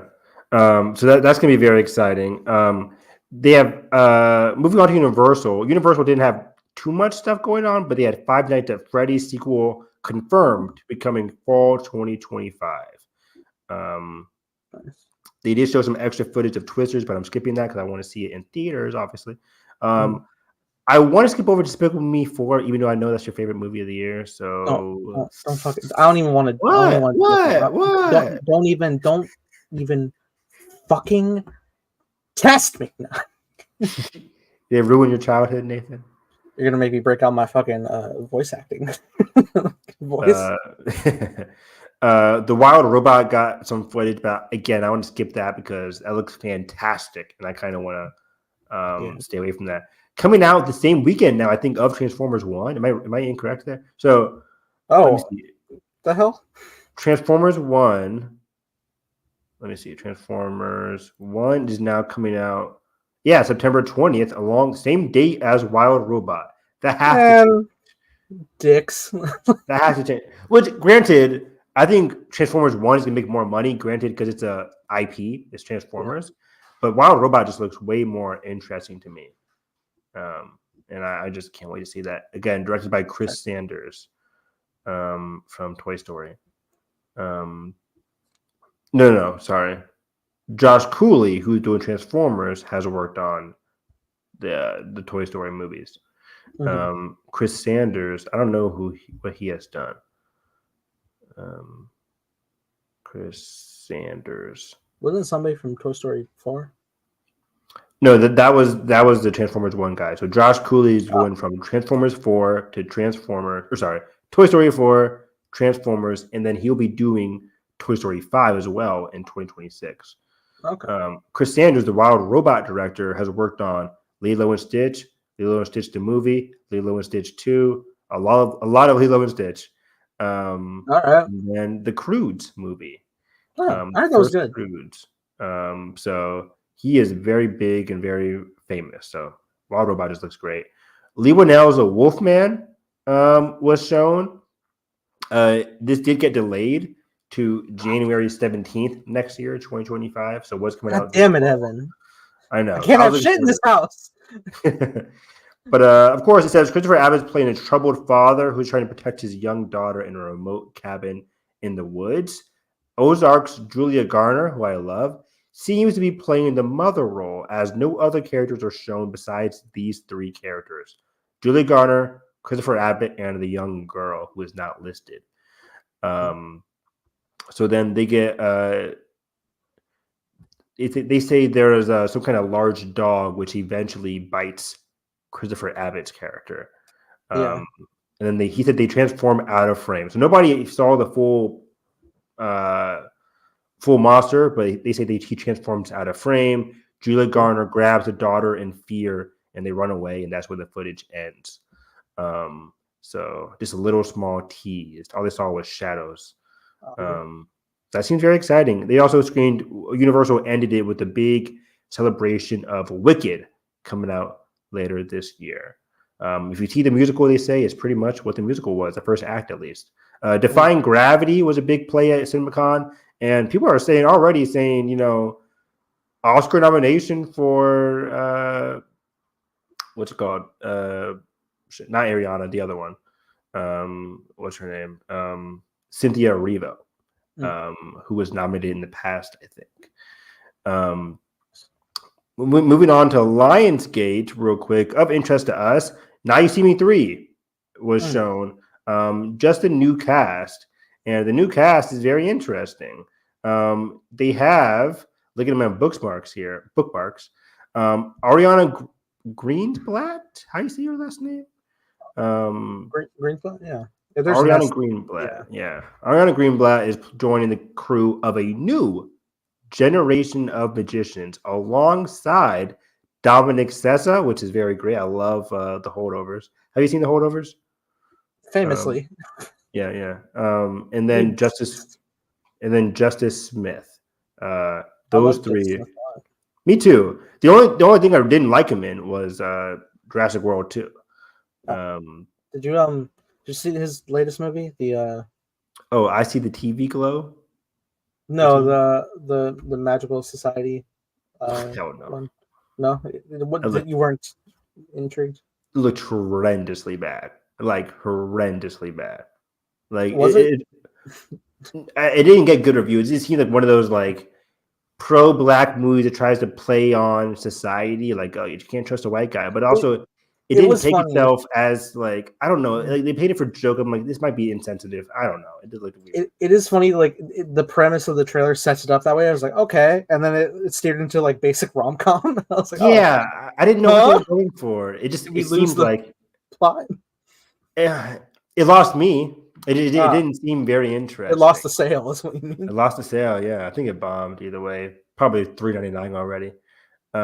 It astonishingly fast streaming.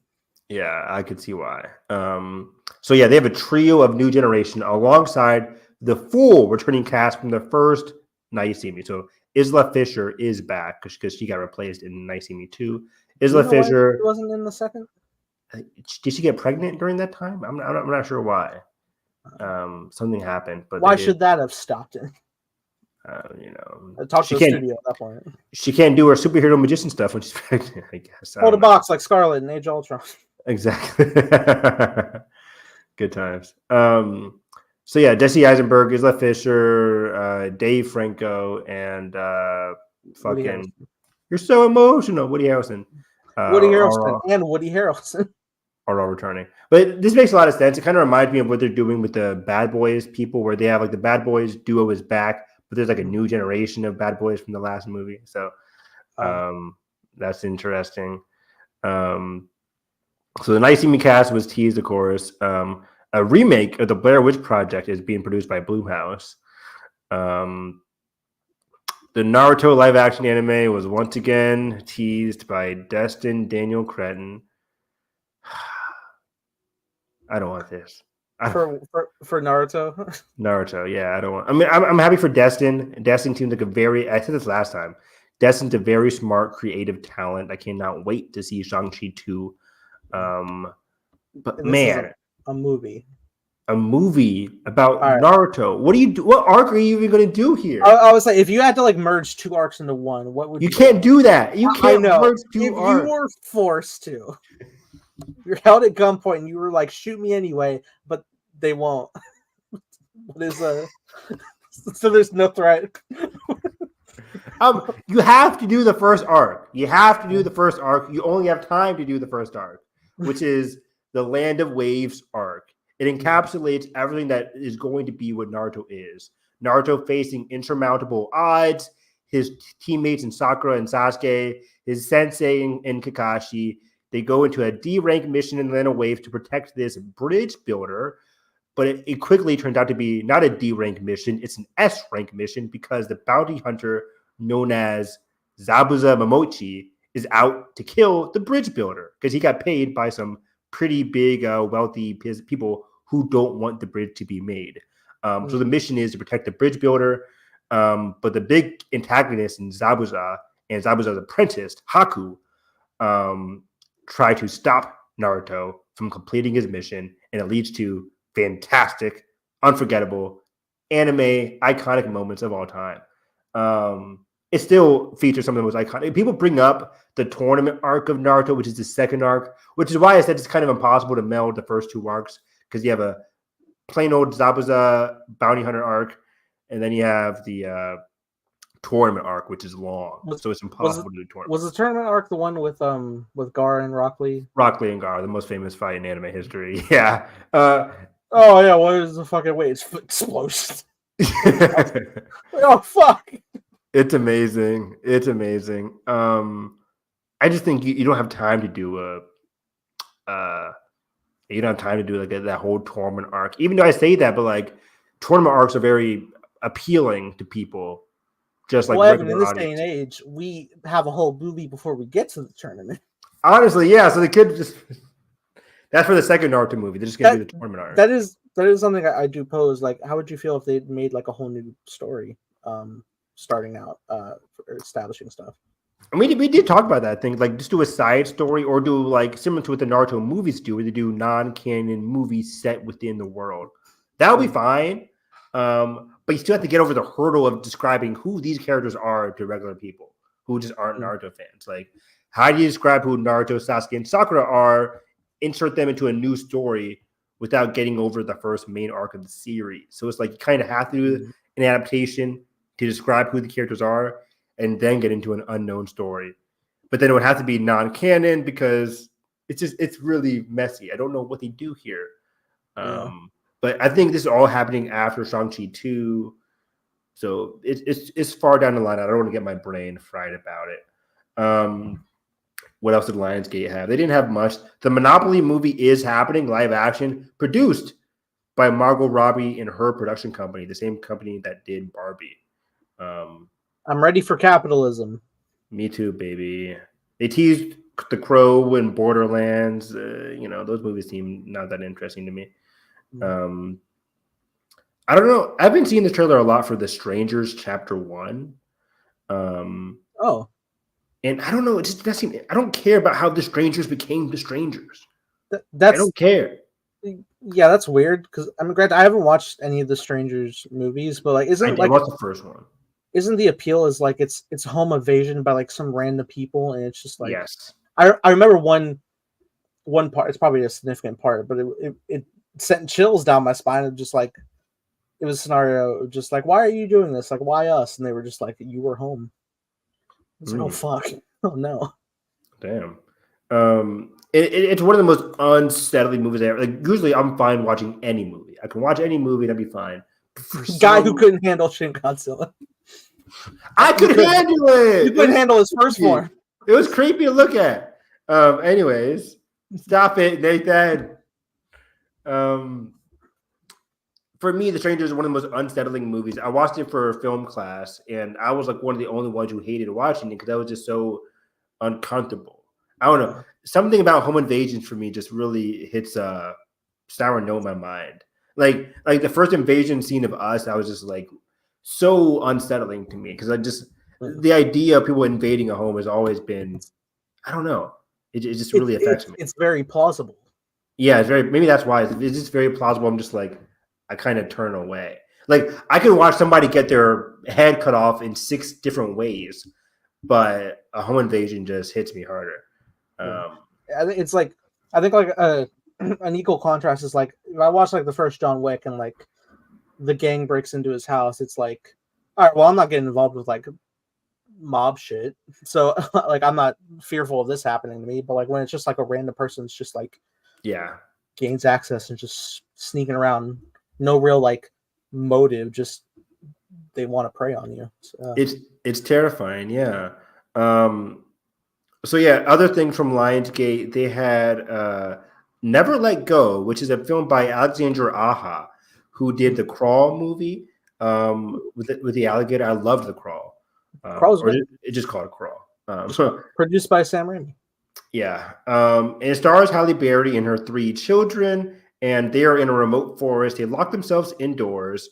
They only go outside for supplies and resources. And the interesting thing here is they have ropes tied around their waist at all times. And they can't stray from the house for too long. And it looks like they say there are beast-like creatures, like a demon-like creatures who can shapeshift, who are outside. And it's kind of a survival thriller. I'm like, this sounds amazing.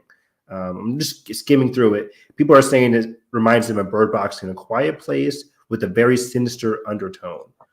And this is coming out in September. This looks very fun. Seems very fun. I can't wait to see the first trailer for that. Given how big this description is, I imagine the trailer is around the corner, probably in the summertime. The big one here was John Wick's Ballerina. Actually, the second biggest one here was John Wick's Ballerina, which does confirm that John Wick himself will be in it, because we see the origins of Ana de Armas' character in the Rosca Roma crime family, which was, of course, introduced in John Wick 2. She admires John Wick from a distance as he grows in notoriety, but doesn't get to actually meet him face to face until she goes on her own adventure. Most of the trailer indicates a snowy mountain place where she travels to Russia, dives deep into a Russian crime family, and kills them all. she meets another grungy assassin played by Norman Reedus, who warns her she might be in over her head. That's cool casting for this world. That's very good. Like, I haven't seen him in any of the Walking Dead spinoffs, so it's been a while since I've seen Norman Reedus on any screen. They say some of the weapons here there's some insane stunts, popping assassins' bones out of their elbows, burning people with huge flamethrower, running over them in the snow with a vehicle, grenades in her foes' mouths. And then a final sequence where she shares the screen with Keanu Reeves. And yeah, she says, she asked John, how do I start doing what you do? And he says, it looks like you already have. And that's the end of the trailer. So that seemed very interesting. I was always wondering, is he going to be in it? But it does confirm that he is. This is an interesting bit, though, because just from the line of saying it's around the time he's gaining notoriety. I know he's not the central character of this, but I can't help but ask, because we've had 4 movies of attachment to him.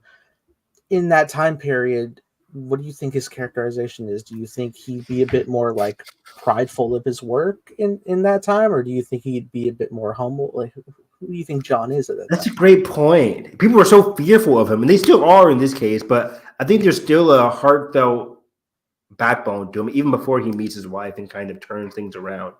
I think he was super ruthless, but I think he was also very caring to the people that he chooses to be caring to. So I can see him being like that badass person, but with the heart of gold, that kind of cliche. I think it'd probably be like he doesn't have a problem taking the lives, but like he has great respect for those people who have earned his respect. Yeah. So given what we see here, I don't think he'll be an asshole towards like an up and comer in Ana de Armas' character, but I think he'll be simply ruthless. And it's gonna be a cool dichotomy to see like somebody. His last 4 movies for John Wick, we saw him just trying to get out of the game, and he just can't escape it. But to a person we see in here, who even we might not see a lot of him, just his aura is going to be of that time period where he's just unstoppable. So that's going to be very fun. The last thing that Lionsgate did showcase was coming out next April, the new Michael Jackson biopic movie. And given the descriptions and the people were talking about it, they were like, this might be a huge box office hit, like your favorite movie. Oh, I'm certain. I'm certain, like bar none. This could be the biggest performing one, if we're being honest. Yeah, we have Coleman Domingo in here as Michael's. Nia Long and Coleman Domingo as Michael's parents. It's fantastic casting. Ooh, wow. What else do we have here? They said they showed a lot of the Jackson 5 playing the ABC song in the background. A montage going from the Jackson 5 performing on television to Michael Jackson in his Thriller era. So yeah, it looks like Anton Fuqua has a big hit on his hands. So nice. It's coming out in April, same time period as the last big hit in like Super Mario Brothers. April can always lead to big hits. Not happening this April because the Guy Ritchie movie didn't do so well this weekend. Abigail didn't do so well this weekend. Monkey Man didn't do too well. Challengers could be a big hit, but I don't know how. I think like a $20-30 million opening is going to be decently good for Challengers. Yeah, it's R-rated. R-rated, yeah. We'll see how much pull Zendaya has. If I told you there's an erotic thriller about tennis. Exactly. Lastly, we'll end here with some Warner Bros. Stuff, which all they revealed was Furiosa, which I don't want to get into because there's a lot of Furiosa footage, and we're seeing it in like a month. When does Furiosa comes out next month? May 24th. Did we want to watch Ferry Road? We do. Okay. Because I definitely need to revisit. Yeah. I love that movie so much. If we got to fit in Fury Road amongst our 18 Marvel movies, Fox Marvel movies, we can do it. We can do it as long as we have some weeks of like 2 in 1 week, which we've done before. It's not out of the realm of possibility. Shut up, F. I'm just saying. You're on board, right? That's even funnier if I know with the camera. You're on board, right? So yeah, I think we'll end this stream with the Joker trailer because we haven't watched that, and it's been a while since I watched that myself. Again, the new Joker trailer I think is really good, but I've not seen that in theaters. Before we watch that, though, fairly new. Before we watch that, though, they premiered more footage of Beetlejuice, which I've never seen Beetlejuice. Have you seen Beetlejuice? I've not done a proper watch of Beetlejuice. I'd like to. So I'll put that down for something we can watch after our Juggernaut commentary. When's it coming out? Around Halloween? September 6th. Nice. So we have plenty of time. Good time. We got time. Yeah, I got time. Beetlejuice. What else do we have here? They watched more footage of The Watchers, which got a brand new trailer today. Have you seen the new trailer for The Watchers? Came out today. No, this is Jeffrey Wright. No, this is from. I hate you. Reel him in, baby. I was like, Jeffrey. Oh, the joke, the what if. We had our issues with What If season 2, but I think What If still has some potential. I did. I may have had one. I forgot what your complaints were. I think my only complaint was the first of those. I found it. I think you really liked the Nebula episode. Yeah, I thought it was fine. I thought it was really cool, but it wasn't amazing. Which is I like the aesthetic. I like the aesthetic too, but I found it a little hollow. Yeah, it was very predictable too. I like the rest of the season. Yeah, I didn't like the 1666 one. I thought it was pretty bland. I remember you were like, Tony's racing the Grandmaster next, and I'm like, yeah, but his characterization is consistent. He cares about saving the world and Pepper. The Watchers is by Ishana Night Shyamalan, M. Night's daughter. It's funny because one of his daughters is doing The Watchers. The other daughter is the actress or the performer in his movie, The Trap. Yeah. So, father of the year for M. Night. Nepotism at its best. But the Watchers had a new trailer today, and it basically goes over what we see here in the trailer. And I won't go over it. I think the trailer is really awesome. It's like I said I won't go over it, but I'll describe it a little bit. It's more than the teaser that came out. Way more than the teaser. How she gets to her location where we see her in the teaser and what they have to do. It's a lot of mystery involved. And then they showed footage of Trap, which of course we saw the trailer for. You saw the trailer for Trap, right? I did. I really liked it. Yeah, I really liked it too. It looks very interesting. And yeah, again, the theory is like maybe he's not the actual butcher, maybe she is, or something like that. But I'm very excited for that. We get in a twist early, a twist that's revealed early on. It's basically a hook instead of a twist, and I'm very curious to see what they do there. Mickey 17, Bong Joon-ho's next movie, is coming out in January, and it's been ready. It's been ready for a year now, they say. About a guy, a nerdy American guy who travels with distant planets and space stations doing handiwork. But the caveat is that he's expected to die doing these difficult missions. Real Wayland Yutani. Exactly. Dang it, Wayland. Oh, it'll be funny. This is related to the alien universe. But again, it's called Mickey 17 because he's been dying 17 times within the plot. So yeah, it's about two clones. It takes a turn when two clones get made at the same time, Mickey 17 and Mickey 18. And action comedy ensues from there. It's led by, of course, Robert Pattinson, who is doing the weird accent that people are like kind of mixed on. But Stephen Yeun is in the cast as well, playing a fellow worker. Mark Ruffalo is a crazed futuristic dictator. Nice. Toni Collette plays an unhinged first lady. So it's very much an action comedy or a sci-fi comedy. Sorry, not a lot of action, but a sci-fi comedy, which I can see probably now why WB kind of got nervous and put this into January. It's not an Oscar player. It's not an awards player at all. It's just a sci-fi comedy, which I can see why it's now getting that January release date. They're kind of nervous, like, can this make money? Because a lot of Bong Joon-ho's comedy movies don't really do well. Like he did one on Netflix with the I forget what that was called. Like the little monster one was Jake Gyllenhaal. Okja. Yeah, that was like his other comedy. But yeah, let's end this stream soon by watching this Joker trailer together. Let me see if anything else before this. Oh, before we end on Joker, what are your thoughts on Monarch Season 2 officially happening? Yeah, before we get out of here real quick, can you just like lore dump on me real quick? I mean, it's confirming what we have already talked about. So, but if you have anything else to say, yeah. Well, I mean, yeah, they announced the season 2, but they also like active development in spin-offs. I forgot about that. Yes, yeah. Whatever that may be, I'm not sure what exactly they would be doing spin-offs of. You know, I'm down. I'm excited to get back to my messy family of Monarch research people.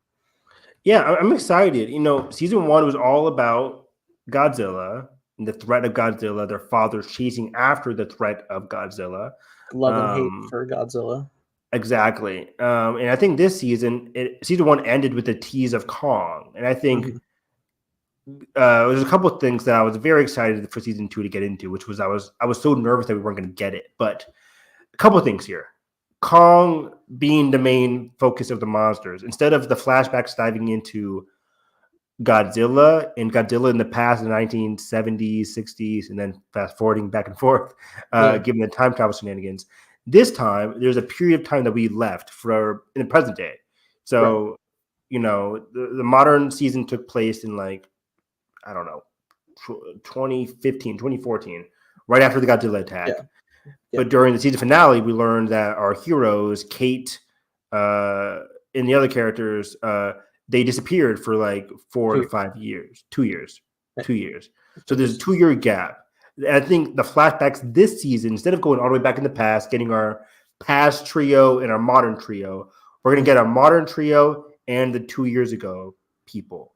And what was happening during the flashbacks are going to be what happened during the 2 years. That's my theory. Yeah. Just to catch people up, as well as now we have some interesting drama between the mother of I'm forgetting my characters now, but the mother who was stuck in the past, Kay. She's now the mother of, or we're going to see some more drama between her and her son, who grew up without a mother for all those years, who kind of gave up on Monarch, but then kind of like went back and forth. And we never addressed the 2-family situation for him. We never did. So hopefully the season kind of gets into that. That was kind of like my one criticism with the finale. But because we're getting a season 2, the criticism may be resolved. And then Kay and Kate, the grandmother relationship, could be very interesting. We saw a little bit of it in the finale, where she kind of like gave her a pick-me-up, like, hey, you're coming back to our timeline. Like, don't stay in here. It's okay. Which I really liked. The mystery of Kurt Russell is going to be ever present, but I don't think he'll be in there until like the final couple episodes. Did you miss me? Right. And then Kay and what's the black girl's name? Cora. Real name. Yeah, Cora and Kate's relationship, they seem to be getting along. And that getting along, like, you know, they're gonna be going out. And then Kentaro, what's gonna be his thing? Because he's been trying to look for them for 2 years now. So he's gonna be a big focus on the flashback side of things. And we know they're being funded by the corporate lady, who is now running by. She's working with Apex. There we go. Whom we know will eventually be behind Mechagodzilla. Yeah, so we're going to see some Apex versus Monarch stuff. Again, that might be a big part of the 2-year stuff there. So we could be getting some interesting political stuff between Monarch and Apex. For sure. But yeah. I'd be intrigued if like they decide to bring in any other existing characters. I would love to get Ken Watanabe if we could, because it's still before he perishes. Yeah. It's in 2017. We got Kong. They could bring in Rebecca Hall as well for Kong stuff if they wanted. Give her some cooler material. If we get some past stuff. If we do get back into like the 1970s and stuff like that, we still have a strong chance of seeing a Brie Larson she did have an Apple TV show that she produced and starred in. So she does have some connection within Apple, like getting into the meta. What? I was agreeing. Yeah, just getting into the meta, like outside of the fiction of it all. There's a strong chance she could appear. Given that this season will be Kong focused, she was the main character of Kong.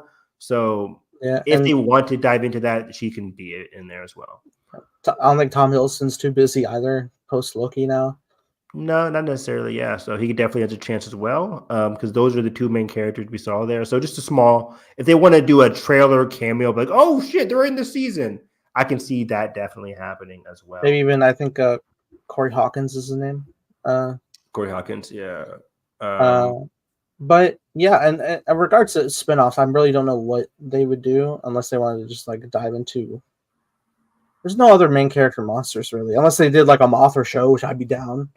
Yeah, I don't know. Mothra's like is interesting. She has 4 solo films made by Toho. Back on her side, so like she's got the lore to back her. Yeah, but again, if they want to do a spinoff, I assume they want to do it from the state of like what they've been doing with Monarch in terms of like a group of people discovering monsters. But in that case, why can't they just add it to a Monarch season? Right? That's true. I'm not sure. That's true. I guess there are different Monarch outpost divisions that but also we globetrot, so we could visit those places. Yeah, so anything that I can think of just seems like, well, why can't they just do that in Monarch season 3 or season 4? But just a different group of characters doing different things with different monsters. I don't know.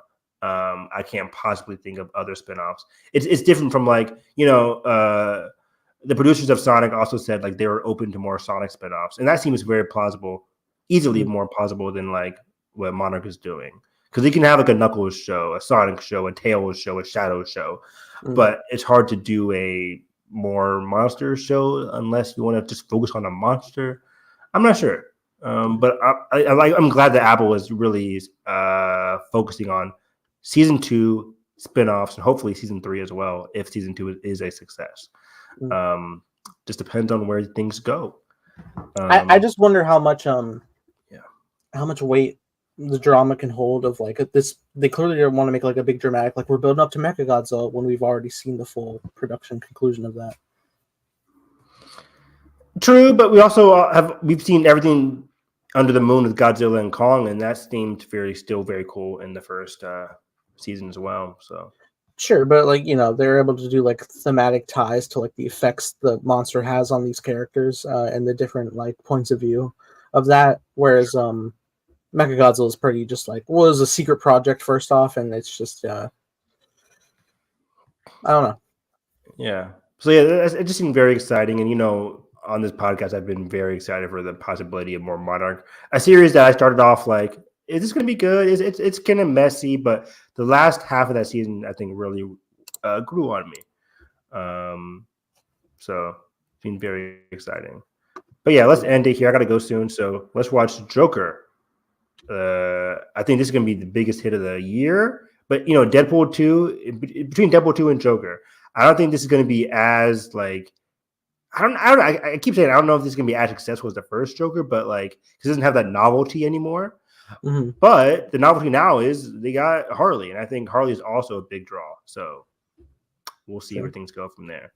So yeah, I really like this trailer.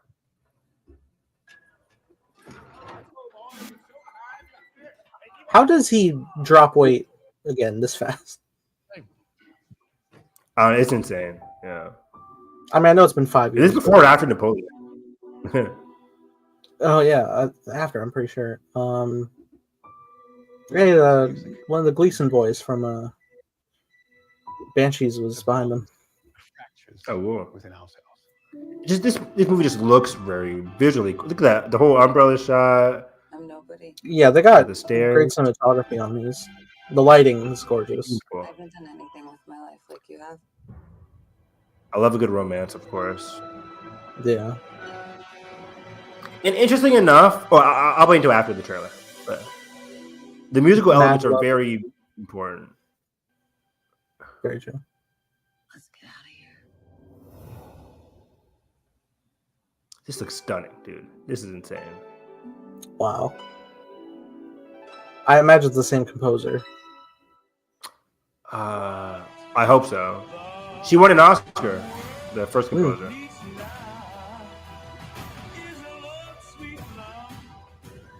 He's running away from other Jokers, which is very interesting. Yeah. Cool. Now I can't imagine they actually have their own shows. What's changed? Are there? Yeah, no. I'll tell you what's changed. What?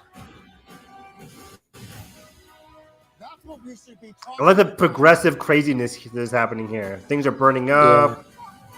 It makes you question what if this is real and what isn't. Yes, for sure. Oh, this is a great ending here.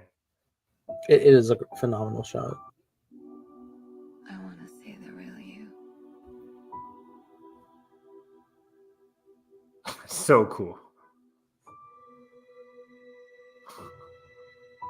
How do you film that, dude? That's magic right there. WB has a plethora of riches in terms of end of the year below the line nomination for the Oscars. Like Dune Part 2 is already like gonna, sweep a lot of those nominations. But Joker 2, it looks very stunning, and Joker 2 had a lot of below the line nominations for, like you said, cinematography, score, production design. Acting. But then WB also has May 20th, Furiosa.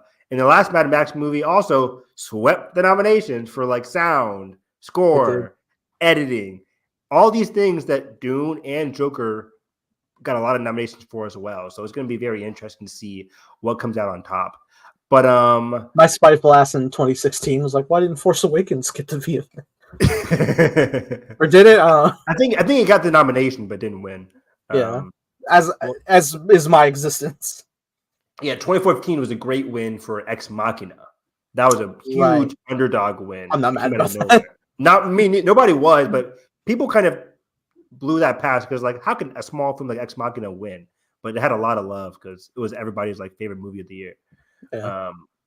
But yeah, this trailer looks really well done. I can't wait to see the romance, and I like what you said about the fiction versus reality aspect, which was a big point of the first Joker. Like, what part of this is his mind and what's not? The whole last act was like, is he really doing all this, or is this in his head? Like him standing on top of the ambulance. Like, what part of this is real? I'm sure a lot of the chaos will end up being real, but like this like moonlight dancing by Hotel Arkham silence, like probably not. Probably not. Yeah, the dancing sequences and the director, Todd Phillips, he did clarify, not a musical, but it will have a lot of musical elements that will tie into the themes and the characters and everything going on here. Yeah. I hope Todd learned from the first Joker. I haven't really watched the first Joker since theaters. Are we adding it to the? Oh, fuck it, yeah, fuckable ball. But yeah, so I hope he learned from the first movie and just like has fun with this movie. You don't have to pay homage to Scorsese as heavily as he did in the first one. I think Scorsese was a producer on the first. He was a executive producer. He put his name on it. Yeah. But it's like, listen.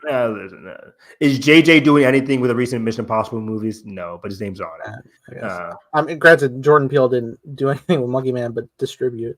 Exactly. So that's how businesses work. But yeah, so I'm just very excited. I think I still would have, I'm a huge Academy buff, Oscar buff, but I would still have Joaquin in my top 5 of the year to be nominated. Will he win? Probably not. I don't think they win him again. But Adam, you'll be crazy. I know Adam should have won. You'll be crazy not to put, as of April, as of right now, Lady Gaga has been number 1 bet to win an Oscar this year. I just think if the field isn't super strong, if there isn't like a big Emma Stone performance, I think that comes out of nowhere. I think Lady Gaga has Rebecca Ferguson's getting it. That'll be supporting. For what? For Dune 2. Dune Part 2. Nah, yeah. It would be supporting, and I don't think so. I don't think Zendaya's getting in for Challengers or Dune naturally either. But I just think Lady Gaga has the juice. There is a big Angelina Jolie movie coming out this year, where she's playing a famous singer. It's from the director of the person that did Spencer and the Natalie Portman biopic movie as well. Jackie, yeah. That same director is doing one with Angelina Jolie. And since the last two people, Kristen Stewart and Natalie Portman, both got Oscar nominations, people are thinking Angelina Jolie will also get an Oscar nomination. But yeah, I think given what we saw in like what was Lady Gaga's movie with Bradley Cooper? Stars Born. Given what we saw with that, all her other works, I just think she's going to be phenomenal as Harley, and I really can't wait to see what she does with the material. Her connection with her chemistry with Joaquin already seems super interesting, super romantic, super crazed and interesting. Like this trailer from a movie that I was kind of like, they're doing another one. This trailer totally turned me around. It looks really well done. The acting looks really sharp. And I can't wait to see it. Yeah, I'm very excited to see this. I was saying, bit of backlash in regards to like her not like sounding like Harley, and I was like, guys, fucking, you see Joaquin building like fucking fun houses and horror rides and shit. Like, come on, this is a clearly distinct own pocket adaptation. Exactly. It's like what Margot does with Harley, or did, depending if she comes back, was very much like trying to capture that essence. But this one seems different. This seems like, again, this is an Elseworlds DC universe. I don't care if she doesn't sound like Harley. I can't do this. It's consistent to the world. Exactly. It seems consistent to the world. Like, she sounds like Lady Gaga. Cool. I don't give a fuck. How's the performance? And yeah, I cannot wait. I'm super confident in this movie. So yeah, that seemed to be it. We lasted a lot longer than I thought we would. But I have to go now. Where can they find me, Nathan? Oh, I'm kidding. It's already here. Bitch! Find me on Twitter at HarrisEV9 as I'm winding down the school year. Dude, sixth graders leave on May 17th for me. May 17th. After that, I'm a free man. I'm a free boy. So that's gonna be fun. I'm a free boy. I don't know. Try to do Pinocchio. A free guy, if you will. Stop trying to make free guy happen. Free fantasy. Stop. If that song is stuck in my head, I'm gonna message you and I'm gonna send you a gun emoji. You're like Mariah Carey. You send me a what? Nothing. Anyways, find me on Twitter, HarrisEV9. I'm talking about anime, movies, everything. I saw Guy Ritchie's latest movie this weekend, along with Spy Family this weekend. Spy Family is the first anime movie. From now until July, or now until June, there'll be a big anime movie every month. May 31st, finally, officially, the Haikyuu movie premieres in North America. I'm not kidding, guys. 10 times? This might be a 10-timer, baby. Let's go. At least 4 times. Fall as I did. At least 4 times opening weekend. This upcoming movie features my second favorite match in all of the Haikyuu manga. It is fucking phenomenal. And and the director already teased like the final play of the match was one he worked months on. And I'm like, it's one of my favorite moments in the manga. It's so, I don't want to say, it's just so beautiful. I remember crying when I read the manga at night. I was like, this is the best volleyball match of all time. So I cannot wait to see that movie. It officially got the release date, so I cannot wait to see that May 31st. But yeah, follow me for everything Haikyuu related as well on Twitter. Nice. Follow me _Time Blazer. I'm making a show called Time Blazer with co-starring Craig Salt and Evan Harris. Talking all things Time Blazer with my boy Nathan here, who's hard at work creating 20 seasons of Time Blazer. 6. Give or take. 7's too much. We've gone too far. I do think Evan is going to adore our fight. I can't wait. Beating his ass in the quote retweets. So yeah. Later this week we will have X2. Yeah. Can't wait. It's been a long time since I've seen X2. I had a lot of fun seeing X1. I think that was one of the most fun I've had watching a commentary. Our horniest commentary. That was on you. I blame you. It's only getting worse from here. Anyway. How many views did we get on that last one? Could we have some live viewers there? I wonder how we were doing there with X1. It's not too high at the moment, but there's Okay. still time. We just tuned We in, got and as we get closer to Deadpool, more people checking in. Probably, yeah. But that being said, if you guys enjoy this, make sure you hit the like button, subscribe not already, ring the bell so you miss future My Cup of Teas. That being said, I hope you have a great day. Catch you guys next time. Peace out.